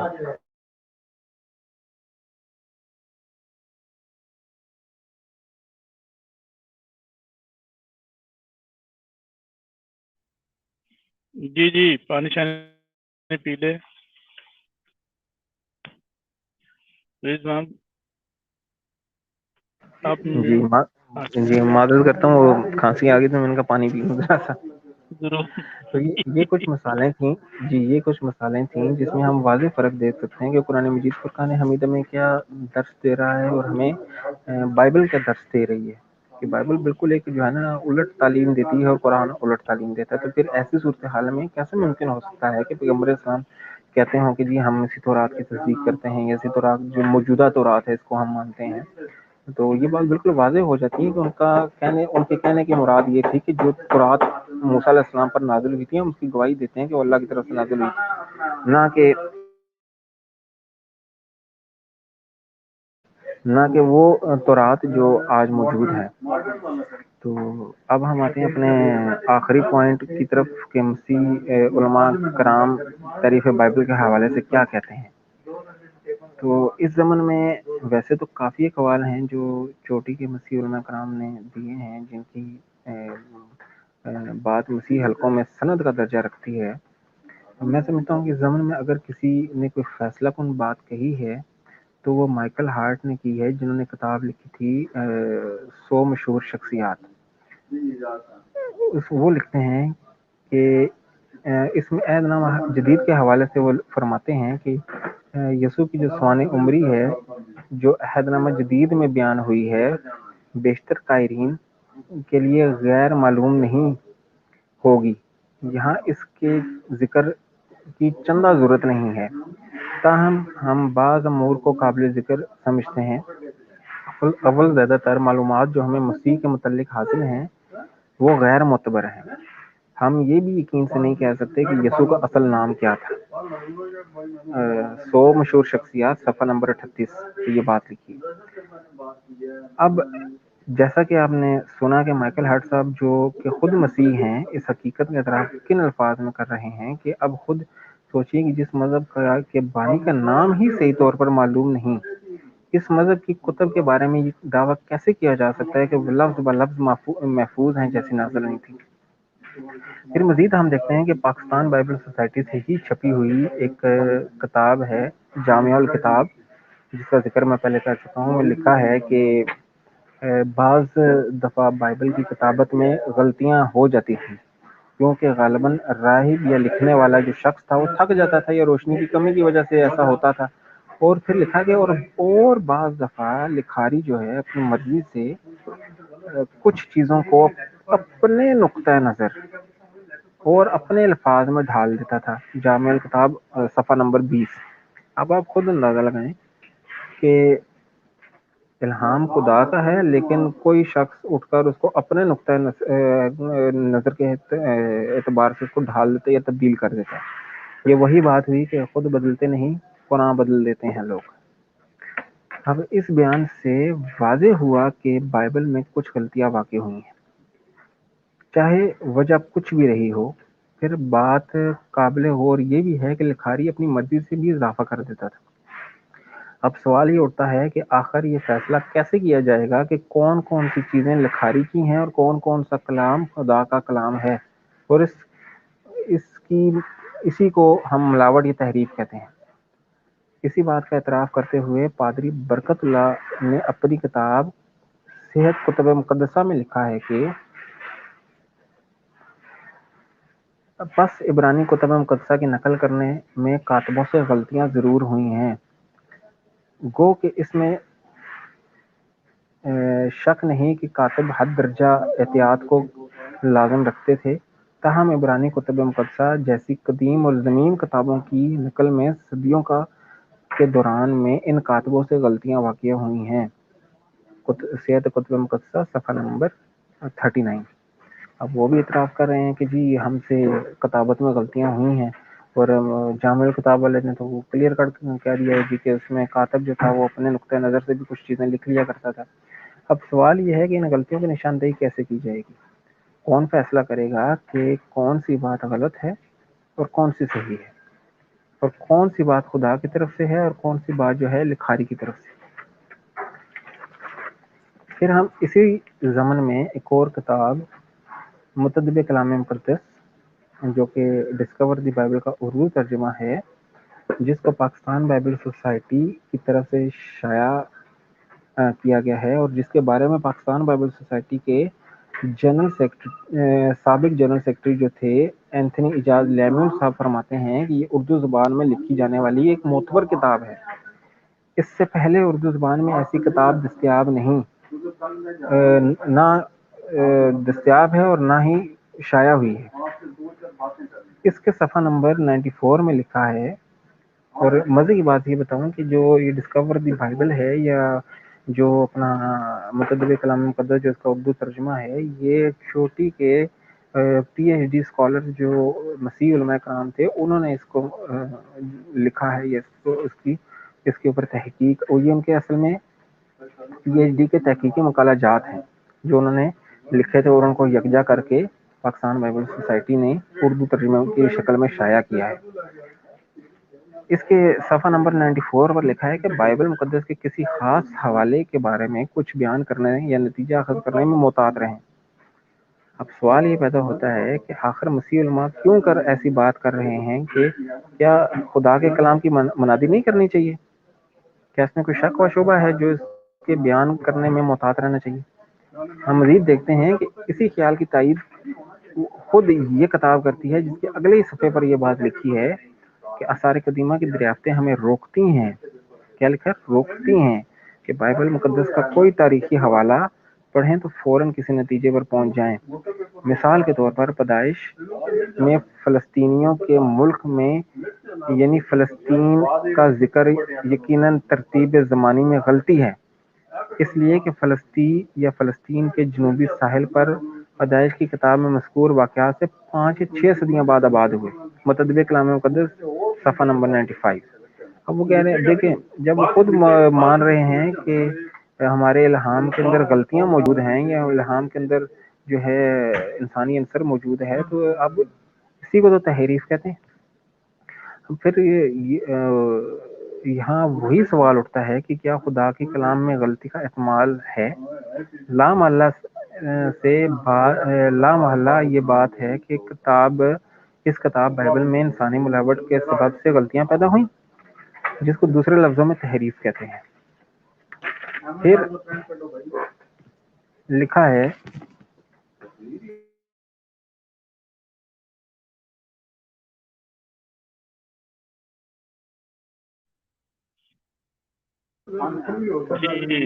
مزید لکھا ہے مزید لکھا ہے عہد نامے کے نئے عہد نامے کی تحریروں کی نقلیں تیار کرتے ہوئے نقل نویس بعض اوقات متن میں تصریفات کر دیتے تھے، مطلب اپنے پاس سے کچھ چیزیں بڑھا دیتے تھے متن کے اندر۔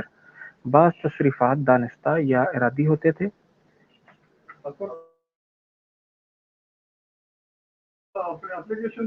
بعض تصریفات دانستہ یا ارادی ہوتے تھے تاکہ اسلوب بہتر بیان ہو سکے یا زبان کے قواعد و گرامر کے مطابق ہو جائے، اور دوسرے دانستہ تصریفات اس لیے بھی کیے گئے کہ ایک انجیلی متن کو دوسرے انجیلی متن کے مطابق یا پولوس کے کسی ایک خط کے مدرجات کو دوسرے کے مطابق بنایا جا سکے۔ متدب کلام مقدس صفحہ نمبر 124۔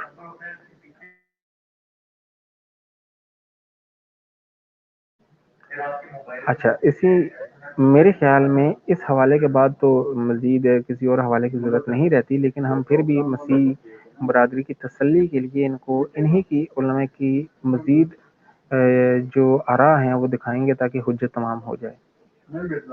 اسی کتاب میں مزید لکھا ہے کہ کوئی ایک آیت نہیں ہے جس پر سارے کلمی نسخے متفق ہوں۔ بہت سے اختلافات ہم اہم نہیں، مثلا کہیں ہجے غلط ہیں یا اصل کی جگہ مترادف الفاظ لکھ دیے گئے ہیں، لیکن بعض اختلافات زیادہ اہم ہیں، مثلا الفاظ، جز، جملہ یا پوری کی پوری آیت ہی حذف کر دینا یا بڑھا دینا۔ متدب کلام مقدس صفحہ نمبر 123۔ اب یہاں پر متدب کلام مقدس میں لکھا ہے کہ بائبل کے اندر جو تحریفات کی گئی ہیں، بعض تحریفات اتنی اہم ہیں کہ یا تو پوری آیت ہی اڑا دی گئی یا پوری ایک آیت لکھ کر بائبل کے اندر ڈال دی گئی۔ اسی کو تحریف کہتے ہیں، جس کا رونا آج ہم رو رہے ہیں۔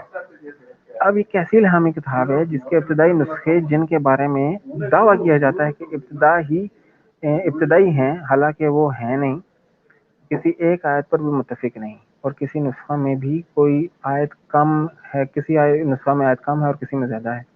پھر ان کو کیسے معلوم ہوتا ہے کہ یہ آیت جو ہم لکھ رہے ہیں وہ خدا کا کلام ہے اور جو حذف کر رہے ہیں وہ خدا کا کلام نہیں ہے؟ ٹھیک ہو گیا؟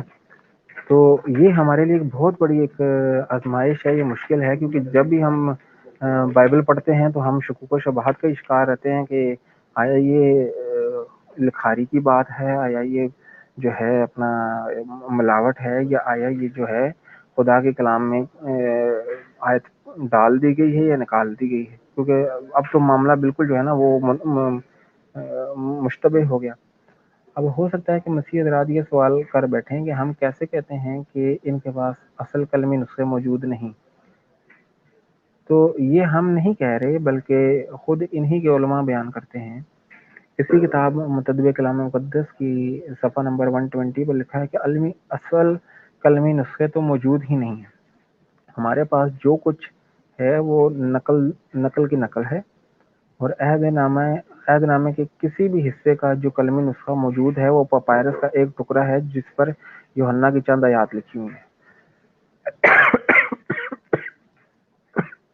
اچھا، یہ تو تھے متدب کلام مقدس کے چند اقتباسات جس کو کلیسیا نے اپنی پاکستان میں 150 سالہ خدمات کے پورا ہونے پر بڑی تمطراق سے پر کنٹیننٹل ہوٹل میں شائع کیا تھا، اب آتے ہیں ایک ایسی ہستی کی طرف جو پاکستان کلیسیا کیتھولک کمیشن کے معتبر رکن ہیں، جن کا نام ہے امانول نینو، جنہوں نے جان سی ڈویا کی کتاب تاریخ کلیسیا کا ترجمہ کیا ہے۔ اس کے صفحہ نمبر 21 میں لکھتے ہیں کہ یسوع مسیح کی زندگی کی داستان قلم بند کرنا نہایت مشکل ہے۔ اس کی ایک اہم وجہ ماخذ کا کردار ہے۔ یسوع مسیح نے اپنے بارے میں کچھ نہیں لکھا۔ اس کے زمانے کے مورخین ہمیں اس کے بارے میں کچھ معلومات مہیا نہیں کرتے۔ اس کی موت کے 90 سال بعد اس کا نام تحریف شدہ شکل میں نمودار ہوا۔ مطلب جس مذہب کے بانی کا نام بھی جو ہے تحریف شدہ ہے اور اس کے بارے میں مسیح حضرات جو ہے یقین سے نہیں کہہ سکتے، وہ مسلمانوں کے آگے یہ دعویٰ کرتے ہیں کہ ان کی کتب جو ہیں وہ تحریف سے پاک ہیں اور وہی کتب ہیں جو اللہ کی طرف سے نازل ہوئی تھیں۔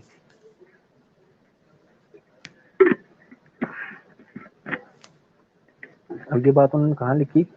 یہ بات تاریخ کلیسیا کتاب صفحہ نمبر 21 پر درج ہے۔ اب یہ وہی بات ہے جو مائیکل ہارٹ نے اپنی کتاب میں لکھی اور جس کا ذکر ہم پہلے کر چکے ہیں، اور یہ سوال بھی پوچھ چکے ہیں کہ جس مذہب کا بانی کا نام تحریف شدہ ہے اور غیر یقینی ہے، اس مذہب کی کتب کے بارے میں یہ دعویٰ کرنا کہ وہ الہامی ہیں اور لفظ بلفظ خدا کی طرف سے ہیں، محض ایک طفل تسلی ہے اور لفاظی ہے اور دھوکہ ہے اور اس کے سوا کچھ نہیں۔ پھر مزید ہم پڑھتے ہیں اسی کتاب تاریخ کلیسیا صفحہ نمبر 23 میں لکھا ہے کہ اناجیل تاریخی دستاویزات ہیں، خاص کر جس مفہوم میں آج ہم انہیں سمجھتے ہیں، تاہم یہ مسیح خداوند کی سوانح عمری نہیں۔ اب ایک نئی بات سامنے آ گئی، وہ کہتے ہیں صفحہ نمبر 23 پر کہ یہ جو ببلیوگرافی ہے، جو ایک یسوع کی جو بایوپک ہے عہد نامہ جدید کی شکل میں، یہ یسوع کی ہے ہی نہیں۔ تو اب یہاں پر ہم یہ سوال کرتے ہیں کہ جس مذہب کے بانی کا نام تک یہ لوگ ٹھیک سے نہیں جانتے، جس کے سوانح عمری ان کے پاس موجود نہیں ہے، تو خدا کا کلام جو انجیل کی شکل میں نازل ہوا تھا یا باقی ماندہ انبیاء سابقہ کی کتب، اس کے بارے میں یہ دعویٰ کیسے کرتے ہیں کہ وہ خدا کی طرف سے یا ہمارے پاس خدا کی شریعت موجود ہے؟ اب مزید ہم اسی کتاب میں اور پڑھتے ہیں صفحہ نمبر 24 میں، تو وہاں لکھا ہے کہ انجیل کے جو بیانات معروضی واقعات کو بیان نہیں کرتے، بلکہ یہ تو زندگی کی داستانیں ہیں۔ یہ ان لوگوں کے یہ آواز نہیں ہے آپ کی۔ ہلو، اب آ رہی ہے؟ ہلو، آواز نہیں تھی۔ اب آ رہی ہے ذوالفقار صاحب؟ ہلو ہلو، جی اب آ رہی ہے آواز آپ کی۔ جی ہیلو، میں یہ کہہ آواز رہا آ ہوں، رہی ہے آپ کی؟ جی میں یہ کہہ رہا ہوں کہ اس بات مطلب یہ جو ہم کہتے ہیں نا کہ اسی کتاب کو اگر ہم پڑھیں مزید تو صفحہ نمبر 24 میں لکھا ہے کہ انجیل کے بیانات معروضی واقعات کو بیان نہیں کرتے، بلکہ یہ تو زندگی کی داستانیں ہیں۔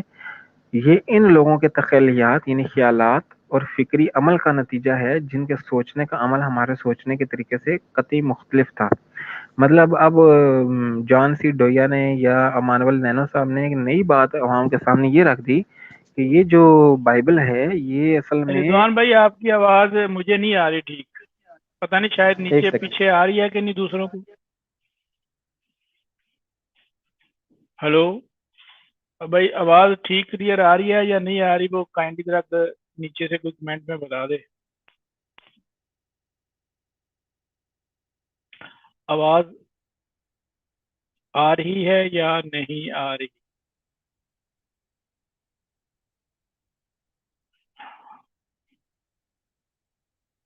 آ رہی ہے یا آواز مجھے نہیں آ رہی رضوان بھائی آپ کی آواز؟ ہلو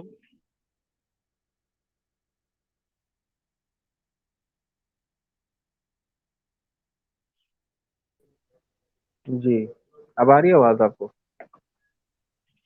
ہلو، جی اب آپ کی آواز آ آواز رہی آ ہے؟ رہی ہے۔ جی جی تو میں یہ کہہ رہا تھا کہ جان سی ڈویا صاحب نے اور امانول نینو صاحب نے یہ بات کہی کہ جو بائبل ہے یہ اصل میں ان لوگوں کی داستانیں یا خیالات ہیں جن کے سوچنے سمجھنے کا طریقہ ہم لوگوں سے مختلف تھا، صفحہ نمبر 24 پر۔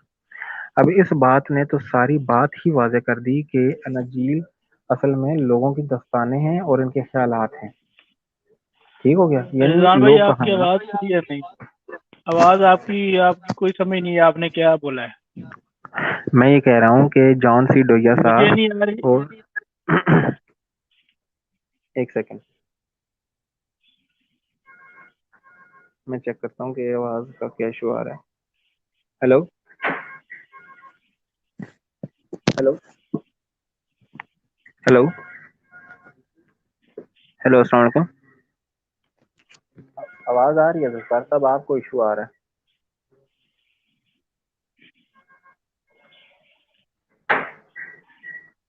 مجھے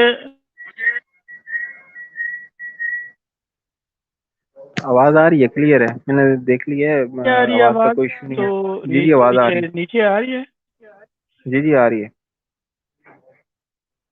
اچھا، تو اب بات کو آگے بڑھاتا ہوں اور تقریباً ختم کرتا ہوں کہ جان سی ڈویا صاحب اور امانول نینو صاحب کہہ رہے ہیں کہ یہ لوگ کہانیاں ہیں جو یسوع کے دور کے یا ان کے بعد کے دور کے لوگوں کے اندر مشہور تھیں اور انہوں نے لکھ لیں۔ پھر اسی کتاب جو تاریخ کلیسیا ہے اس میں صفحہ نمبر 25 پر لکھتے ہیں کہ بے شمار الفاظ اور کلام لفظ بلفظ کلام اور الفاظ وہ نہیں ہیں یا تاریخی نہیں ہیں جو مسیح نے ادا کیے تھے، بلکہ وہ اناجیل کے متن میں ان کوششوں کے نتیجے میں شامل ہوئے جو بعد کے زمانے کی کلیسیاؤں کی ایمان کا نتیجہ تھا۔ مطلب جیسا جس کلیسیا کا ایمان تھا ویسا اس نے لکھ لیا اور ویسا اس نے ایمان جو ہے وہ لوگوں کے سامنے پیش کر دیا۔ اب اس آخری حوالے سے کئی باتیں ثابت ہوتی ہیں۔ یسوع کے صحیح الفاظ کا ریکارڈ موجود نہیں ہے۔ متن کے اندر کلیسیا نے وقت کے ساتھ ساتھ جیسا ایمان تھا ویسا ہی یسوع کے ساتھ بات کو منسوخ کر دیا، متن میں تحریف ہوئی۔ اب ان سارے حوالہ جات کو اگر اختصار سے بیان کیا جائے تو درج ذیل نتائج سامنے آتے ہیں۔ اول، مسیح مبلغین نے پیسے لے کر اناجیل میں لوگوں کو خوش کرنے کے لیے چیزیں شامل کی۔ یسوع کا اصل نام یسوع بھی نہیں ہے، اس میں بھی شک ہے۔ بائبل مشکوک ہے اور اس کے حوالہ جات بیان کرنے اور یا کوئی نتیجہ اخذ کرنے میں احتیاط برتنی چاہیے۔ بائبل کے کاتب اپنی مرضی سے متن میں تصریفات کر دیا کرتے تھے۔ اناجیل میں مذکورہ واقعات یسوع کے سوانح عمری ہے ہی نہیں۔ عالم مسیحیت کے پاس انجیل کا کوئی کلمی نسخہ موجود نہیں، اور جو موجودہ ہیں وہ صرف نقلوں کی نقل ہیں، یعنی کاپی پیسٹ۔ عہد نامہ جدید میں بیان شدہ واقعات محض لوگوں کے خیالات اور لوگ کہانیاں ہیں، ان کا یسوع سے کوئی تعلق نہیں۔ تورات اور صحائف انبیاء اپنی اصل حالت میں موجود نہیں۔ ان تمام باتوں کو اگر مد نظر رکھا جائے تو ایک ذی شعور انسان، یہ شخص، یہ بات آسانی سے سمجھ سکتا ہے کہ کلام خدا نہیں ہے، بلکہ اس میں کافی کچھ آمیزش ہو چکا ہے اور اپنی اصلی حالت میں موجود نہیں ہے۔ جی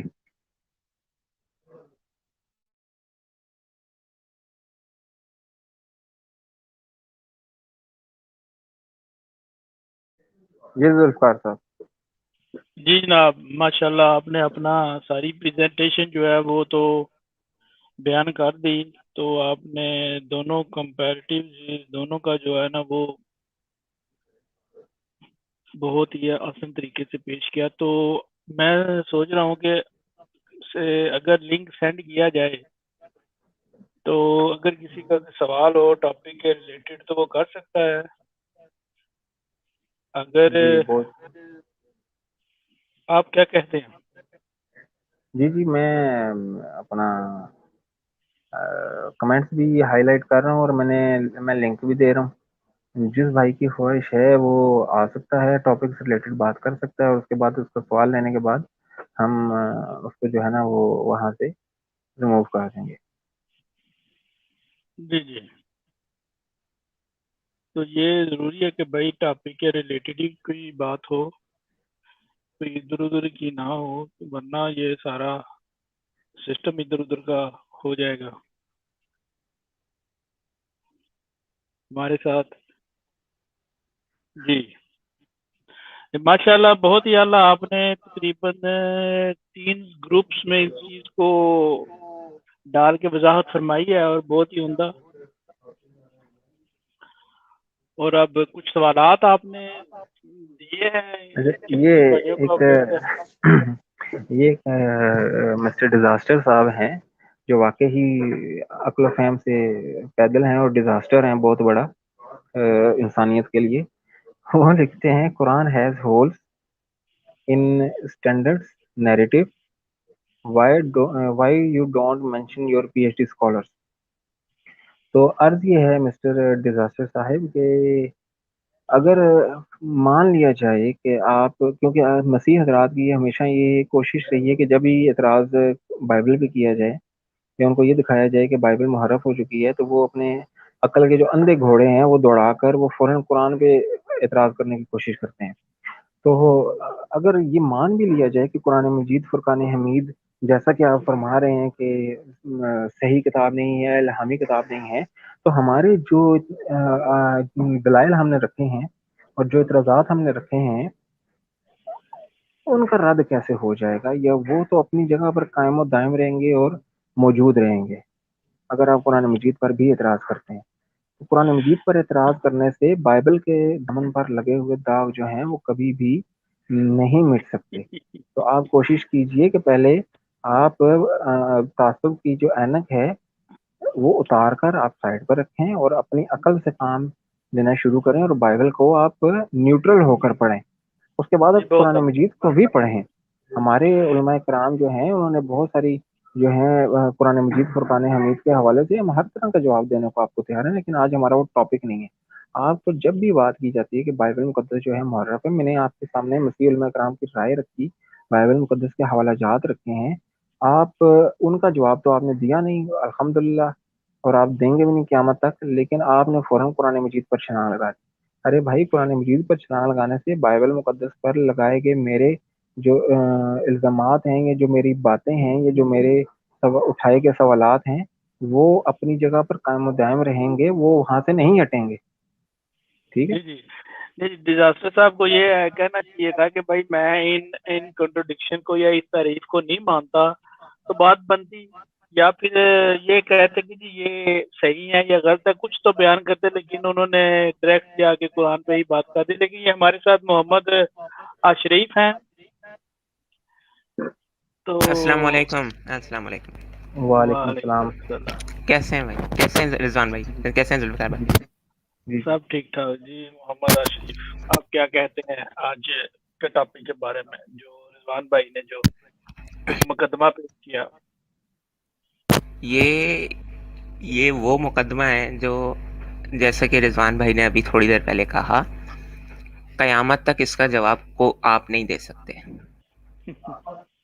یہ وہ مقدمہ ہے، اس کے خلاف کوئی جا ہی نہیں سکتا اس مقدمے کے، کیونکہ پتہ ہے ہمیں آپ کے اپنے اسکالرز ہیں ایسے، یعنی کرسچن اسکالرز، مسیحی اسکالرز، جو خود کہہ رہے ہیں کہ جناب بائبل میں بڑی غلطیاں ہیں. 50,000 غلطیاں یار کم نہیں ہوتی. اور پھر آپ ہمیں بولتے ہیں یاسر قاضی کہہ رہا ہے کہ جی قرآن میں نیریٹو ہولز ہیں. پہلے اپنی بائبل کو تو سیدھا کر لو. یاسر قاضی نے تو پھر بھی اپنی بات کو بولنے کے بعد معافی مانگی تھی کہ میں نے غلطی سے یہ بولا ہے. آپ تو اپنے آپ کے 32 اسکالر، بڑے بڑے اسکالر، وہ کچھ بھی بول جاتے ہیں، وہ معافی بھی نہیں مانگتے.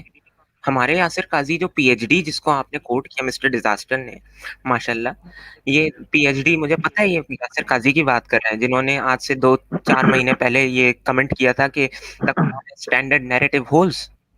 بھائی اس نے بعد میں معافی مانگی ہے. آپ کے تو 32 سے 30 40 سے 50,000 اسکالرس یہ کہہ چکے ہیں کہ قرآن بائبل جو ہے وہ انسانوں سے بنی ہوئی ہے. یہ ولیم اسکروگی جس نے 1950 میں تقریباً ایک کتاب لکھی تھی کہ is the Bible the word of God, اس میں وہ لکھتا ہے، کہتا ہے کہ یہ انسانوں نے لکھی ہے لیکن پھر بھی خدا کی طرف سے ہے. یہ کہتا ہے آپ کا اسکالر. آپ کے اسکالرس 1959 کے ایڈیشن میں 32 اسکالرس، 32، آپ پریفیس پڑھ لیں. پھر 1971 کے second edition revised standard version کے اس میں گئے. آپ کے وہ ویٹیکن سٹی میں بیٹھے ہوئے یہ لوگ ہیں جو کہہ رہے ہیں، عام اسکالر نہیں ہیں یہ 32 کے 32 اسکالر کہتے ہیں کہ بائبل جو ہے یہ کرپٹڈ ہے. 50,000 یار، 50,000 کوئی چھوٹی بات نہیں ہوتی. آپ قرآن میں سے 2 غلطیاں نکالتے ہیں، اس کا بھی ہم لوگ جواب دے دیتے ہیں سارے، اس میں سے بھی قرآن جواب دیتا ہے. آپ لوگ نکالنے کی کوشش کرتے ہیں لیکن ہوتا نہیں ہے. آپ کی بائبل میں اتنے سارے ایررز ہیں. ہم لوگ بیٹھے ہوئے ہیں، آج تقریباً 2000 سال آ چکے ہیں کرسچینٹی کو آئے ہوئے. چلو 100 سال لگا لیتے ہیں، 100 سال بعد جو ہے کرسچینٹی خراب ہوئی. 2000 تقریباً 1900 سال ہو گئے ہیں. آپ لوگ اب تک جواب ہی نہیں دے پائے کہ آپ کی بائبل میں یہ جو خرابیاں ہیں یہ کیوں ہیں.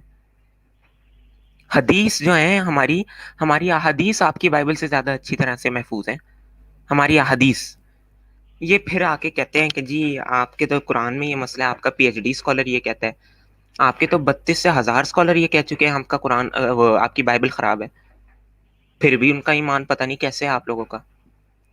ہم لوگ یہاں پر یہ رضوان بھائی آتے ہیں تو آپ لوگ آ کر سوال کیوں نہیں پوچھتے؟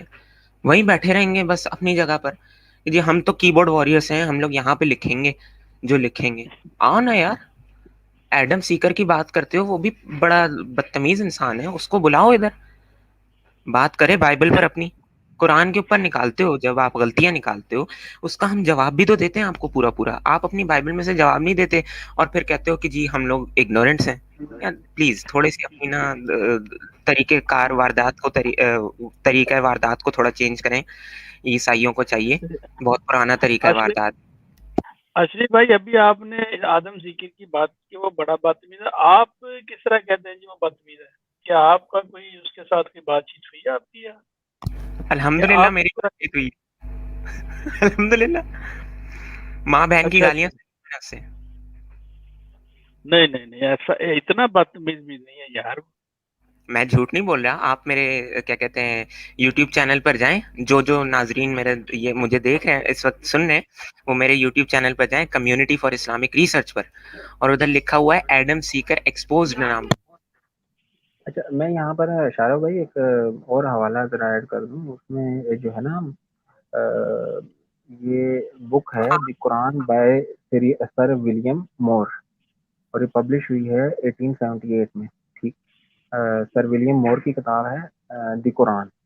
ٹھیک ہے، اور ان کے صفحہ نمبر 40 پر وہ لکھتے ہیں، میں ترجمہ کرتا ہوں، آئی ول کوٹ سر ولیم مور اور ٹرانسلیٹ کروں اس کو. یہ امر شک و شبہ سے بالا تر ہے کہ جو قرآن ہم پڑھتے ہیں ٹھیک انہی الفاظ پر مشتمل ہے جو پیغمبر اسلام نے ادا فرمائے تھے. ٹھیک ہے، سب اس طرح کی میں اور بہت سارے دلائل دے سکتا ہوں، لیکن چونکہ یہ حضرات جو ہیں عقل کے اندھے ہیں اور یہ قرآن مجید کو نہ تو پڑھتے ہیں، بس ادھر ادھر سے سن لیے اور انہوں نے آ کر جو ہے نا، اب دیکھیں موضوع کے حوالے سے میں کمنٹس دیکھ رہا ہوں، کسی ایک بندے نے آ کر بات نہیں کی. اور اب دیکھیں میں ایک اور کمنٹ، حالانکہ یہ مجھے دکھانا نہیں چاہیے، یہ بالکل جو ہے نا موضوع سے ہٹ کے ہے، اور یہ اصل میں انہوں نے اپنا جو ذاتی بغض دکھایا ہے اور اپنے جو انہوں نے یہ دکھایا ہے کہ جو ان کے دماغ کا جو سنڈاس ہے اس میں سے کس طرح کی خوشبوئیں نکلتی ہیں. اب یہ ذرا ملاحظہ کریں. ٹھیک ہے، یہ مسٹر ڈیزاسٹر صاحب فرماتے ہیں کہ تفسیر الطبری کے کہتا ہے کہ محمد صلی اللہ علیہ وسلم کو لگا کہ اس پر جو ہے نا یہ نعوذ باللہ من ذالک نقل کفر نباشت کے شیطان حاصل ہوتا ہے. ٹھیک ہے، پہلی بات میرے بھائی کہ تفسیر تبری جو ہے ہمارے لیے کوئی حجت کا درجہ نہیں رکھتی. تفسیر تبری نے جو مصنف تھے امام تبری، انہوں نے خود لکھا کہ میں نے اس کتاب کے اندر کوئی صحیح و غلط کا امتیاز نہیں رکھا، جو بات مجھے جیسی ملی ہے میں نے ویسے ہی نقل کر دی ہے. اور ان کے بارے میں بعض مورخین جو تھے وہ یہ بھی لکھتے تھے کہ یہ مجوسی النسل تھے، اور ان کے والد صاحب جو تھے وہ اسلام کے خلاف لڑتے ہوئے مارے گئے. تو انہوں نے اسلام قبول کر لیا اور پھر انہوں نے بہت ساری باتیں اسلام کو سبوتاش کرنے کے لیے اپنی کتاب میں لکھی. اور آپ کو یہ بھی بتاتا چلوں کہ جب یہ جو تفسیر تبری کی جو رائٹر ہیں، جب ان کی وفات ہوئی تو جو اہل علاقہ تھے انہوں نے ان کو مسلمانوں کے گھر میں، مسلمانوں کے قبرستان میں دفن نہیں ہونے دیا، ان کو ان کے اپنے گھر میں دفن کیا گیا. ٹھیک ہے، تو جس کو بھائی ہم نے اپنے قبرستان میں جگہ نہیں دی، آپ اس کی تفسیر اٹھا کر ہمارے لیے لے آتے ہیں جی کہ یہ لکھا ہے یہ لکھا ہے. وہ اگر میرے نبی کی شان کے حوالے سے اگر تفسیر تبری سے بھی کوئی بڑا عالم ہے تو اس کی تفسیر ہماری جوتیوں کی نوک پر ہے. اور سر ٹھیک ہے. رضوان بھائی اگر یہ کہہ بھی رہے ہیں کہ تفسیر طبری نے لکھا ہے کہ محمد صلی اللہ علیہ وآلہ وسلم کو لگا، ان پر نازل نہیں ہوا، اگر ہم یہ بھی یہ بات کر رہے ہیں تو پھر انڈائریکٹلی بات کیوں کہہ رہے ہیں؟ وہ ان کو لگا نا، ان کے اوپر آیا تو نہیں. آپ پہلے اپنی یہ جو سینٹنسز بولتے ہیں یہ تو پورا بولیں یہ لوگ. اب یہ دیکھیں کتنی مزہ کا خیز بات ہے. میں ایک اور کمنٹ ہائی لائٹ کرتا ہوں. ان کو لکھا ہے کہ چلو جی بغیر گالی کے ڈبیٹ کرنی ہے آپ نے، میں آپ کو گارنٹی دیتا ہوں کہ کوئی غلط بات نہیں کریں گے آپ سے. ٹھیک ہے. اب بات یہ ہے کہ مسیح حضرات یہ چاہتے ہیں کہ جس طرح انہوں نے اپنے والد کو، اپنے روحانی باپ کو لعنتی بنایا ہوا ہے، اسی طرح ان کو یہ سرٹیفکیٹ دے دیا جائے کہ یہ پوری دنیا کے والد کو یا ان کے روحانی باپوں کو یہ گالیاں دیتے رہے اور ہم ان کے ساتھ بیٹھ کے ڈبیٹس کریں اور ان کو منہ لگاتے رہیں. ٹھیک ہے. وہی نا. یہ پہلے ہمارے روحانی باپ کو گالی دیتے ہیں، اس کے بعد کہتے ہیں کہ آئی جی ہم ڈبیٹ کرتے ہیں. آپ اور آپ کی تمام جو ذریت گزر چکی ہے اور جو آنے والے ہیں، ہم اس پر لعنت بھیجتے ہیں اگر وہ ہمارے نبی اکرم صلی اللہ علیہ وسلم کے بارے میں اس طرح کے الفاظ استعمال کرتے ہیں. ٹھیک ہے. رضوان بھائی آپ آئیں ٹاپک پر سوال پوچھیں، ہم آپ کو اس کے متعلق جواب دیں گے. رضوان بھائی میں نے پوری ویڈیو ایک اپلوڈ نہیں کی. ذوالفقار بھائی مجھ سے یہی پوچھ رہے تھے کہ اس نے کیا ایسی بدتمیزی کی.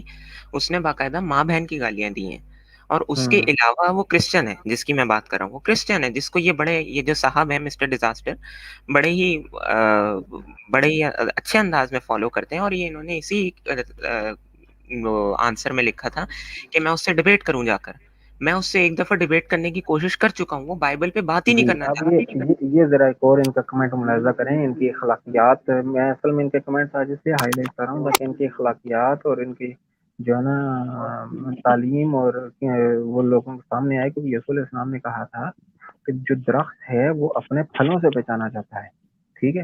تو جو درخت ہے وہ اپنے پھلوں سے پہچانا جاتا ہے. الحمدللہ ان کی اتنی بدتمیزی کے باوجود ہم ان کو مسٹر ڈیزاسٹر یا ڈیزاسٹر صاحب کہہ کر پکار رہے ہیں، اور یہ آ کر اس طرح کی غلیظ زبان اور اپنی تربیت کا مظاہرہ کر رہے ہیں.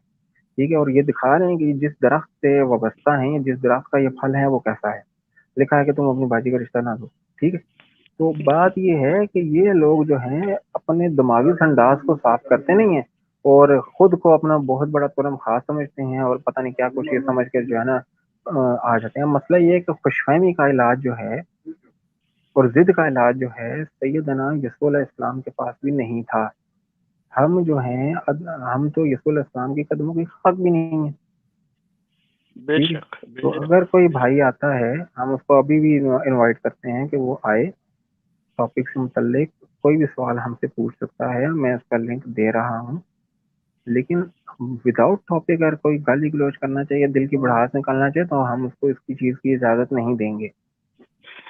محمد شریف جی، ابھی آپ نے آدم سیکر کی بات کی تو میں یہ پوچھنا تھا، یہ آدم سیکر نے کبھی کسی کے دوسرے چینل پہ بھی جا کے کوئی ڈبیٹ وغیرہ کی ہے، یا پھر یہ اپنے چینل پہ ہی لوگوں کو انوائٹ کرتا ہے، یہ اپنے سی بی کی طرح جو ان کا کرسچن پرنس ہے؟ سر یہ وہ ڈرپوک انسان ہے جو کسی اور کے چینل پر سوائے وہ عیسائیوں کے چینل پر یا ایتھیسٹ کے چینل پر چلا جائے گا. ٹھیک ہے. وہ کسی اور کے یعنی مسلمان کے چینل پر میں نے آج تک اس کو نہیں دیکھا ہے. ٹھیک ہے. وہ ویڈیو بنائی اس نے ابھی، یہ جو آپ نے کل ایک رسپانس دیا تھا اسے عمر فاروق صاحب کے ساتھ، اس نے 2 ویڈیوز بنا ڈالی. آپ کو پتہ چلا؟ آج میں نے کے ڈی بھائی کو بھیجی ہیں، اس نے 2 ویڈیوز بنا دی آپ کے خلاف. ایک پارٹ 1 کل پرسوں بنائی اور ایک پارٹ 2 آج بنا دی، کل بنا دی. تو وہ بہت ڈرپوک، وہ کہتا ہے میں ان کے سامنے کیوں آؤں؟ بھائی ہم تو کیمرہ کھول کے بات کرتے ہیں، ہمیں ڈرنے کی کیا ضرورت ہے؟ تم تو کیمرہ بھی بند رکھتے ہو. اشارہ بھائی میں آپ کو ایک مزے کی بات بتاتا ہوں. جی. ہم نے جب 2008 میں کام شروع کیا تو اس ٹائم ہمارے پاس نہ کوئی پیج تھا اور نہ ہی کوئی یوٹیوب چینل تو تھا ہی، اور فیس بک پیج بھی نہیں تھا. تو ہم کیا کرتے تھے کہ مسیح حضرات کے جو گروپ تھے یا جو پیجز تھے ان میں ہم ایڈ تھے، کیونکہ ان کو بڑا شوق ہوتا ہے مسلمانوں کو ایڈ کر کے مسلمانوں کو گالی گلوچ کرنا، ان کے مذہب کا تمسخر اڑانا، اور پھر جو ہے نا دوسرے کے گھر کے سامنے اپنے گھر کا کچرا رکھ کے تو اپنے گھر کو صاف ستھرا بتانا. ٹھیک ہے. تو ان کو اس چیز کا بڑا شوق ہوتا ہے، تو ہمیں بھی انہوں نے ایڈ کیا.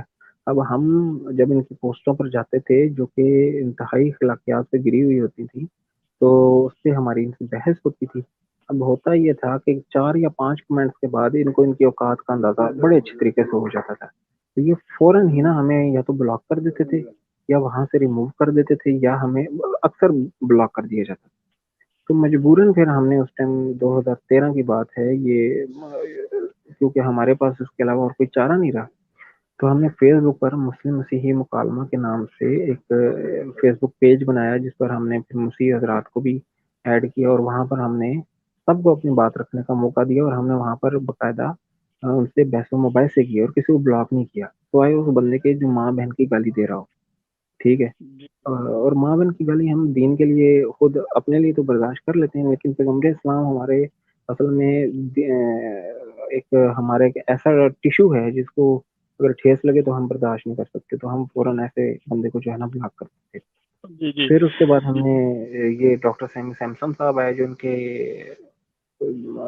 سب کے جو ہے نا والد اعلیٰ ہیں گٹر صاف کرنے میں، تو وہ انہوں نے آ کر بکواس شروع کی، تو پھر ہم نے یوٹیوب چینل بنایا تھا.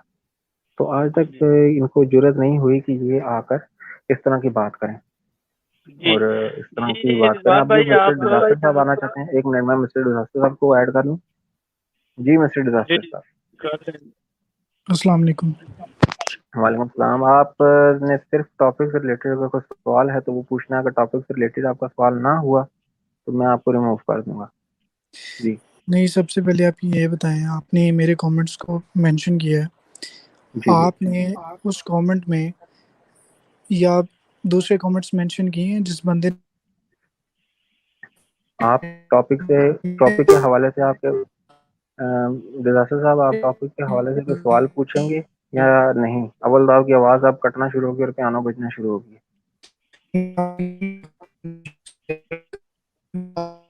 سر آپ کی ڈیزاسٹر آواز بھائی کلیئر نہیں آ رہی.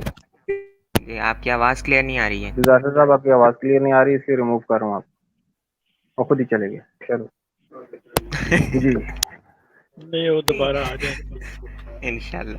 نہیں وہ اصل دیکھیں، میں ڈبیٹ کے موڈ میں ہے، ڈبیٹ کرنا چاہ رہے ہیں. کسی وقت میں فرصت میں رہ کر ان کا یہ شوق بھی جو ہے نا انشاءاللہ تعالی فرصت میں کسی روز جو ہے نا دور کر دیا جائے گا، اور ایسی کوئی بات نہیں. جی سر. ابھی آواز آ رہی؟ جی آ رہی ہے. سر میں نے یہ فرمایا تھا کہ آپ نے میرے کامنٹس کو مینشن کیا ہے کہ میں نے غلط لینگویج یوز کی ہے. کیا میں نے آپ کے بارے میں، شارف کے بارے میں، ذوالفقار بھائی کے بارے میں یا آپ کے ریلیجن کے بارے میں کچھ بھی غلط بولا تو وہ مینشن کریں. سیکنڈلی میں نے جو غلط لینگویج یوز کی میں نے اس بندے کو ڈائریکٹ کیا جس بندے نے ڈائریکٹ مجھے گالی نکالی. اس کے کامنٹس آپ شو کیوں نہیں کر رہے؟ یہ کون ہے؟ یہ کس نے سینڈ جی آپ کیا ہے؟ بتا رہے ہیں کس کے کمنٹ کا آپ نے جواب دیا تھا؟ میں نے سارے پڑھ لیے ہیں. سر آپ ان کے کامنٹس کیوں نہیں مینشن کر رہے؟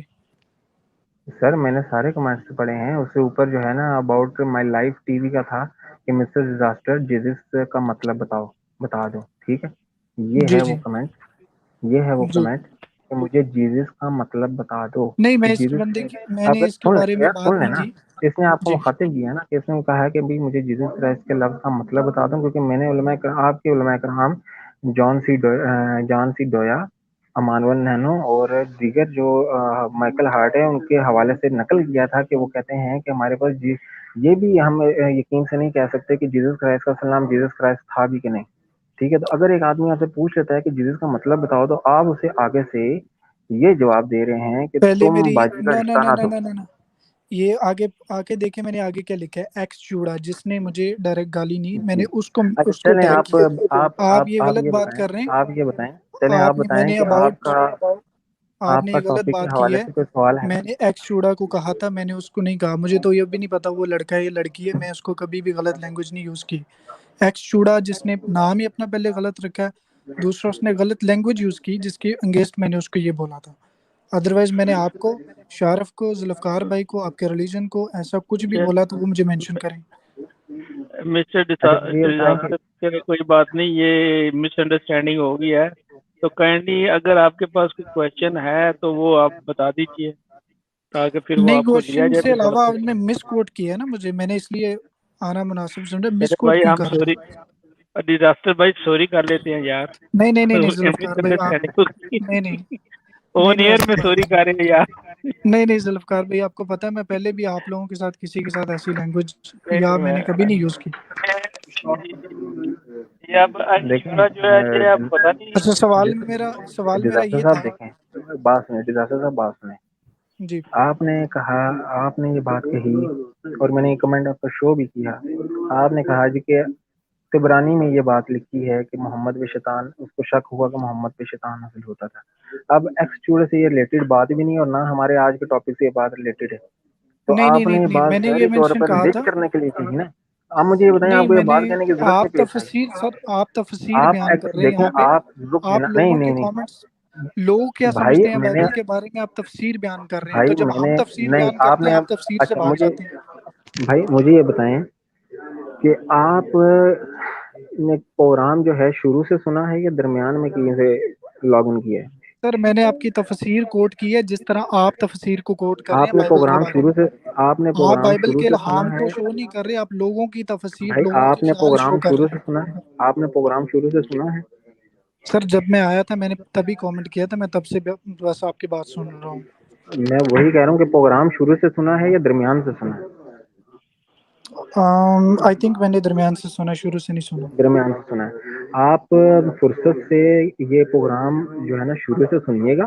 اس میں نے بائبل کی تاریخ سے بیان کیا ہے، بائبل کے حوالہ جات سے بیان کیا ہے کہ بائبل جو ہے بازبان بائبل جو ہے اس سے تاریخ ثابت کیا، اور اس کے بعد پھر قرآن و حدیث سے ثابت کیا ہے، اور پھر اس کے بعد مسیح علماء کرام کی رائے تھی. اور یہ ہمارا چلے تیسرا آپ نے پوائنٹ یہ تو ہے. قبول یہ کیا نا ہمارا کہ تیسرا رائے، پوائنٹ ہے. آپ نے یہ لوگوں ہمارا کی رائے تیسرا بیان پوائنٹ کی ہے. ہے، اور لوگوں کی تو رائے بھائی میں اتھینٹک نے، نہیں ہوتی. آپ نے خود بھی قبول بھائی کیا کہ ہم تبری نہیں، کو نہیں میری مانتے، بات ہم نے تو ان کو سر سن اپنے لینا، سر سن لیں، قبرستان میں آنے کی اجازت نہیں دی. تو اس کا جی مطلب آپ یہ ہے سن کہ لیں، آپ سر سن لیں. خود بھی اتھینٹک چیزیں نہیں پیش تبری کر جو رہے. ہے، سن لیں سر، تبری جو ہے اس نے انفرادی رائے پیش کی تھی، اور انفرادی طور پہ ہر بندہ آزاد ہے جو مرضی کے. تو سر آپ کے یہی تو جو، میں سن لیں سر، بیان سن کر لیں رہے ہیں نا، آپ کے جب جو، آپ لوگوں یا کی سن تو تفسیر لینا. بائبل کے اوپر فٹ کر رہے ہیں اور اس کو 100% اتھینٹک بنا رہے ہیں، تو اپنی تفسیر کو بھی اتھینٹک مانے نا. اچھا اینی وے میں یہ کہہ رہا ہوں کہ آپ جو حوالہ جات میں نے پیش کیے ہیں وہ آپ کے ان کتب میں سے پیش کیے ہیں جو آپ کے Bible society, Pakistan Bible society میں پیش کیے جاتے ہیں، ایک. اور دوسرا آپ کے جو ہے نا مطلب وہاں سے یہ کتابیں چھپتی ہیں. اور دوسری تو سر یہ کہ یہ، کون سی سر کتابیں سن آپ لینا، کے علمی اداروں سے نہیں چھپ سر آپ کے سن لیں، علمی اداروں سے نہیں پہلے چھپی؟ بھائی پوری سن لیں. یہ کتابیں آپ کے اداروں سے چھپتی ہیں، آپ کے اداروں سے سر بکتی ہیں. اور یہ جو علماء کرام بیٹھے ہوئے ہیں یہ آپ کے چوٹی کے علماء کرام ہیں. آپ چلے کو پتا ہے کہ سر سن لینا، 2019 میں یہی معاملہ کھڑا ہوا تھا. پادری شفیق کمل صاحب نے اور امانول، یہ جو اینتھنی لیمیول صاحب ہیں، اینتھنی اجاز لیمیول صاحب جو سابق جنرل سیکرٹری ہیں، تو ان کے درمیان اور پادری شفیق کمل کی ٹیم کے درمیان ایک تنازع کھڑا ہوا تھا 3 کتب کو لے کر پاکستان بائبل سوسائٹی سے، جس کو پھر آپ ہی کے پادری حضرات نے پیسے لے دے کر رفع دفع کر دیا، اور وہ کتابیں دگنی قیمت میں بکنا شروع ہو گئی. اچھا مجھے ڈاکٹر صاحب اجازت دیں، کیونکہ ایک تو ٹائم بہت زیادہ ہو گیا، دوسرا انصاری صاحب ایک آئے ہیں وہ بھی بات سر کرنا چاہ ایک رہے ہیں، تو میں ان کو سیکنڈ بھی ایڈ کرنا چاہوں گا. جی آپ کو میں سر نے ایک ٹائم کا سیکنڈ اشارہ دے دیا، پلیز. جی انصاری صاحب السلام علیکم. ہلو. السلام علیکم. جی یہ ذرا آپ نے یہ دیکھی ہے، یہ میں نے ایک اسکرین لگائی ہے، اس جی میں جی یہ یہاں پر میں آپ کو بتاتا ہوں. یہ دیکھیں، پہلے تو یہ پڑھیں. یہ انگلش میں لکھا ہوا ہے کہ کاؤنسل نے ایک کمیٹی بنائی جس میں 32 اسکالر تھے. ٹھیک ہے، یہاں آپ لنک میں دے دوں گا، آپ اس کو شیئر کر دیں. 32 scholar, 32 scholars have served as members of the committee charged with making the revision. ٹھیک ہے، اور اس سے پہلے یہ لکھا ہوا ہے کہ کنگ جیمز ورژن بائبل میں بہت اچھے ریزنس ہیں، اور نوبلسٹ مونیومنٹ آف انگلش پروز، یعنی انگلش میں بہت اچھی ایک بائبل ہے یہ. لیکن یہ میں ان کی بائبل، یہ بہت بڑے بڑے اسکالرس ہیں، یہ ہمارے جیسے نہیں ہیں، ہم لوگ تو مسلمان ہیں نا، یہ آپ کے اپنے اسکالرس ہیں. یٹ دا کنگ جیمز یہ ورژن ہیز گریو اشارہ ڈیفیکٹس. بھائی، یہ آپ کے کہہ رہے ہیں بندے. جی یہ اب مسٹر ڈیزاسٹر صاحب کو 2 دفعہ ایڈ کیا گیا، دونوں دفعہ ان کی بات پوری سنی کی، ان سے بار بار پوچھا گیا کہ آپ کا کوئی سوال ہے ٹاپک سے ریلیٹڈ تو آپ بتائیں. یہ میرے سے لڑ رہے ہیں تھے اور بحث کر رہے تھے جی کہ آپ کی آرام ہے اور یہ ہے اور وہ ہے، تو ان کو میں بتا رہا تھا. اب کیونکہ یہ بات سن نہیں رہے تھے تو مجبوراً مجھے ان کو میوٹ کرنا پڑا تاکہ میں اپنی بات کو کمپلیٹ کر سکوں، اور ان کو ان کی بات کہنے کا پورا جو ہے نا وہ موقع دیا گیا. ابھی میں داسل صاحب کو کہتا ہوں کہ اگر ان کے پاس ٹاپک سے ریلیٹڈ میری بات کو رد کرنے کا کوئی دلیل ہے یا کوئی سوال ہے تو وہ مجھے بتا سکتے ہیں کمنٹ میں اور دوبارہ آ سکتے ہیں. نہیں تو ان سے یہاں پہ ڈبیٹ کا کوئی میں نے پہلے بھی اناؤنس کر دیا تھا کہ ڈبیٹ کا کوئی یا ماحول خراب کرنے کا کوئی ہم موقع نہیں دیں گے، اس لیے معذرت. صحیح بات ہے، صحیح بات ہے. یہ آپ مسٹر ڈیزاسٹر اب آپ یہاں پر پوچھ سکتے ہیں. یہ آپ کو کمنٹ سیکشن دے دیا ہے ہم نے، آپ کو یہ بھی دکھا دیا ہے کہ یہ آپ کی بائبل کا پریفس ہے. Preface to the Revised Standard Version second edition 1971 1971 میں آپ کے اپنے 32 علماء یہ کہہ رہے ہیں کہ جناب یہ آپ کی جو بائبل ہے اس میں بہت سارے مسئلے ہیں. اور ان سے جب پوچھا جاتا ہے سر آپ کون سی بائبل استعمال کرتے ہیں، کہتے ہیں کنگ جیمز ورژن. اچھا، یہ یشو صاحب آئے ہیں، یسو صاحب خود آ گئے ہیں تشریف لے کر. وہ کہہ رہے ہیں کہ رضوان پھنس گیا ہے. جی یسو سر، میں واقعی جو ہے نا آپ کی جاہل امت کے درمیان پھنس گیا ہوں. تو دیکھیں اس کا تو علاج آپ کے پاس بھی نہیں تھا. میں اس کو کیا کہہ سکتا ہوں، میں تو آپ کی جو ہے نا جوتیوں کی خاک بھی نہیں ہوں. تو اب دیکھ لیں آپ کی جاہل امت کتنا تنگ کرتی ہے، بات کو سمجھتی بھی نہیں ہے، حق بھی قبول نہیں کرتی. تو پھنس تو میں واقعی گیا ہوں. تو ہم سبھی گئے. یہ بھائی دیکھیں ہمارا یہاں پر مقصد یہ نہیں ہوتا کہ آپ کے ریلیجن کے خلاف ہم لوگ رینٹنگ کریں یا آپ کے خلاف پاگلوں کی طرح بولتے رہیں. آپ کا جیسے آپ کے علماء کہتے ہیں وہی چیز ہم لوگ آپ کو بتا رہے ہیں. یہ ابھی تک یہ استعمال ہوتی ہے ریوائز اسٹینڈرڈ ورژن، یہ ابھی تک. اور آپ کو ایک مزے کی بات میں بتاتا ہوں، یہ تو کنگ جیمز ورژن ہے، یہ صرف انگریزی میں ٹرانسلیٹ کی گئی ہے، انگریزی میں اس کے ڈیفیکٹس نکالے گئے ہیں. اس کے 1000 سے زائد ٹرانسلیشنز ہیں صومالی اچھا، لینگویج میں، عربی. ایک اور مزے کی بات کر شارف صاحب، کیونکہ ہم بیٹھے جی ہوئے جی ہیں جی تو میرے ذہن میں بھی بات آئی ہے تازہ تازہ. ان کے درمیان ایک خط پڑھا جاتا تھا جس کو ہرمس کا چرواہا کہا کہ خط کے نام سے جانا جاتا تھا، اور برناباس کے خط کے نام سے جانا جاتا. ایک برناباس کا خط بھی ہوتا تھا، جی وہ انہوں نے جی اٹھا سمجھ. کر نکال دیا. حالانکہ اگر ہم کینونائزیشن میں جائیں تو ہم دیکھتے ہیں کہ ایک عرصے تک یہ خطوط پڑھے جاتے ہیں. پھر میرے پاس ایک بائبل پڑھی ہے گھر میں، دی کمپلیٹ جوش بائبل. اس میں لکھا ہے کہ مرکز کے جو آخری باب ہے اس کی آیت نمبر 16 سے لے کر جو 9 سے لے کر جو 20 تک آیات ہیں، جس میں لکھا ہے کہ جی اگر کوئی یسوع پر ایمان رکھتا ہے تو وہ زہر پی لے تو تب بھی نہیں مرے گا، وہ اگر چاہے پہاڑ ادھر سے ادھر ہو جائے. وہ کہتے ہیں کہ these verses are not present in old مینuscripts. وہ کہتے ہیں کہ یہ جو اولڈ ترین مینuscripts ہمارے پاس موجود ہیں ان میں یہ آیات موجود ہی نہیں ہے. سوال یہ کہ اگر آیات اولڈ مینuscripts میں موجود نہیں ہے تو بعد میں کہاں سے آ گئی؟ جو لوکا کی انجیل کے اندر جو زانی عورت کا واقعہ لکھا ہوا ہے کہ زانی عورت کو پکڑ کر یہودی لائے اور یسوع نے کہا کہ جو تم میں گناہگار نہیں ہے وہ پہلا پتھر مارے، ٹھیک ہے، اور یہودی چھوڑ کر چلے گئے.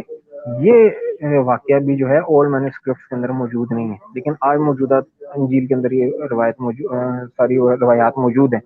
اور مزے کی بات یہ پھر اسی بات پہ آئیں گے. یہ اناجیل میں لکھا ہے کہ ایک بدکار عورت نے آ کر یسوع کے پاؤں دھوئے، جبکہ کاموسل کتاب پادری برکت اللہ صاحب کی جو ان کے ادارے کی سے چھپتی ہے اور ان کے پادری صاحب نے لکھی ہے، وہ یہ بات کہتے ہیں کہ مریم مگدلینی کے بدکار ہونے کی کوئی تاریخی شواہد موجود نہیں ہیں.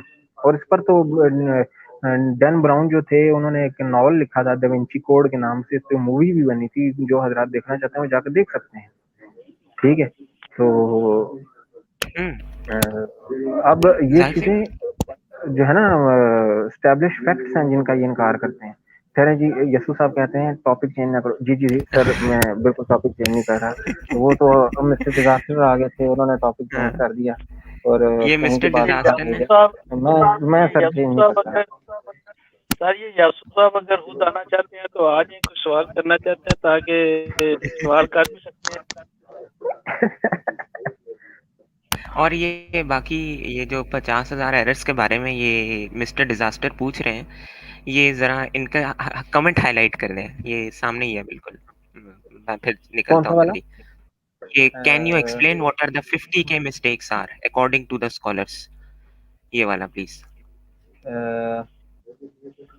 Can you explain what are the 50,000 mistakes are according to scholars? अब ये मुझे पता नहीं है कि वो कुरान की बात कर रहे हैं या बाइबल की बात कर रहे नहीं बाइबल के बारे में बात करें. अच्छा बाइबल के आप बारे में नहीं, 50,000 मिस्टेक्स नहीं है बाइबल के अंदर. बाइबल के अंदर 50 है 3 सर. लाख मिस्टेक्स हैं. 3 लाख मिस्टेक्स. ठीक है, बाइबल के अंदर 50,000 मिस्टेक्स नहीं है. सही ये है रिजवान भाई जब भी आपने 3 लाख और की तो ये रेफरेंस भी लिख इनको मैं सकते हैं बता या दूं, ये सर जी ये सारा इंसाइक्लोपीडिया और ये आगे पीछे सर्च वर्क करना पड़ता है. ये एक तवील सर्च वर्क है. ये अब हर चीज का हवाला तो मैं उठा के ऑफिस ला नहीं सकता. अब ये भी मैं एक मतलब की बात बताऊं, अभी आप गूगल करें और उसमें आपको मिलेगा कि जो अहदनामा जदीद है, आज भी मसीह दुनिया उसके मुतफिक नहीं है. किसी मसीह अहदनामा कदीम को तो हम छोड़ देना, अहदनामा जदीद की बात करते हैं कि बाद इलाका जात में इसकी कुतब की तादाद 27 है, बाद में 28 और बाद में 29 है. ठीक है, तो ये तो अपने अहदनामा जदीद के हवाले से मुतफिक नहीं है. अहदनामा कदीम तो बहुत दूर की बात है. और मैंने जो हवाला जात दिए हैं, मिस्टर डिजास्टर को मैं खुला चैलेंज करता हूँ कि जो हवाला जात मैंने दिए थे अपना उसमें अपनी डिबेट में, मैं दोबारा दोहरा देता हूँ क्योंकि वो अभी मौजूद नहीं है शायद, और टाइम भी काफी सारा हो गया है. तो मैं वो दोबारा जो है ना बयान कर देता हूँ. अगर बाइबल मुहर्रिफ नहीं है तो यीशु जी आपकी इजाजत से मिस्टर डिजास्टर से मैं सवाल पूछता हूँ कि अगर बाइबल मुहर्रफ नहीं है तो ये हवाला जात जिनका जिक्र 1 करंथियों बाब 15 आयत नंबर 3 से 4, याकूब के खत 4 आयत नंबर 5, यूहन्ना की इंजील बाब 7 आयत नंबर 37 से 38 और मत्ती के बाब 22 फिकरा 31 से 33, ये आप मुझे अहदनामा कदीम से दिखा दें, मैं आपके हाथ से बैप्टाइज्ड होने को तैयार हूँ और जिस मसलक में आप कहेंगे वहीं का क्रिश्चियन बनने को तैयार हूँ. लेकिन अगर आप ये बात नहीं मानते तो आपको कोई हक नहीं है कि हमारी बात को बगैर किसी दलील के आप रद्द करें. ठीक हो गया? बहुत आला हो गया. मेरा ख्याल है ये बात आपने बहुत ही टोनी कर दी कि भाई अब इनको चाहिए कि ये जो आपने हवाला जात दिए हैं इन पे थोड़ी सी रिसर्च करके तो आपको बैक करे इस पे जो आपने बोला है. तो जी ऐसे रिजवान आप भाई देखो, मैंने पिछली दफा जब हम स्ट्रीमिंग कर रहे थे तो मिस्टर डिजास्टर साहब ने कहा कि अहद के संदूक के अंदर किताब रखने का जिक्र कहाँ पे है. तो ऐसा मजे की बात है कि इन्होंने मेरे से व्हाट्सएप पे भी रब्ता किया और व्हाट्सएप पे मैंने इनको हवाला जात दिखाए. तो हवाला जात देखने के बाद इन्होंने कहा कि जी वो तो ट्रांसलेशन का मसला है, तो उसमें ट्रांसलेशन में तो ऐसा लिखा नहीं है, ट्रांसलेशन का मसला है और हम तो उसको मानते नहीं है. दूसरी ट्रांसलेशन है उसमें लिखा हुआ है कि संदूक के साथ रखा गया था, संदूक के अंदर नहीं रखा गया था. ठीक है, मैंने बाद में चेक किया जो इब्रानी की स्टेटमेंट थी तो उसमें भी ये लिखा हुआ था कि इसको संदूक के अंदर बाकी चीजों के साथ रख दो. ठीक है, और फिर किंग जेम्स वर्जन में ये लिखा हुआ था put it in beside the other things in the arc. ठीक है, कि आप जो है संदूक के अंदर बाकी चीजों के साथ इसको रख दें. अब इन्होंने मानना तो है नहीं. तो देखिए ना, अगर वो सेटिस्फाइड ना होते तो आज फिर से आपसे सवाल कर लेते. लेकिन ये हमारे बहुत प्यारे भाई हैं डिजास्टर साहब जो ये बात को मान लेते हैं. इसमें इनमें ये वादा है एक गल नु मानन देने. मैं अप्रिशिएट करता हूँ डिजास्टर साहब को. ये बहुत प्यारे हैं, मैं इनकी बहुत इज्जत करता हूँ. है तो छोटे मेरे से, लेकिन जो बात राइट हो वो समझ जाते हैं. ये प्योर और अच्छे क्रिश्चियन है. ये आई एप्रिशिएट डिजास्टर भाई. तो फिर ठीक है, स्ट्रीमिंग को क्योंकि 2 घंटे हो गए हैं तो इजाजत चाहते हैं. इजाजत लें आशरीफ भाई, रिजवान भाई और मैं भी. तो आखिरी कलमात आप कह दें तो फिर उसके बाद हम एंड करते हैं. बस ठीक है, अपने सुनने और देखने वालों जो है ना, देखने वालों को मैं रिजवान असगर, मुस्लिम सी मुकालमा, इस्लाम अवेकनिंग और जो कंसिडर दिस टीवी की तरफ से जो है वो खुदा हाफिज कहता हूँ और उनका शुक्रिया अदा करता हूँ कि वो इतनी देर तक हमें बर्दाश्त करते रहे और हमारी बातें सुनते रहे. بے تو شک السلام علیکم ورحمۃ اللہ. Thank you sir. وعلیکم السلام ورحمۃ اللہ. اوکے جی، خدا حافظ.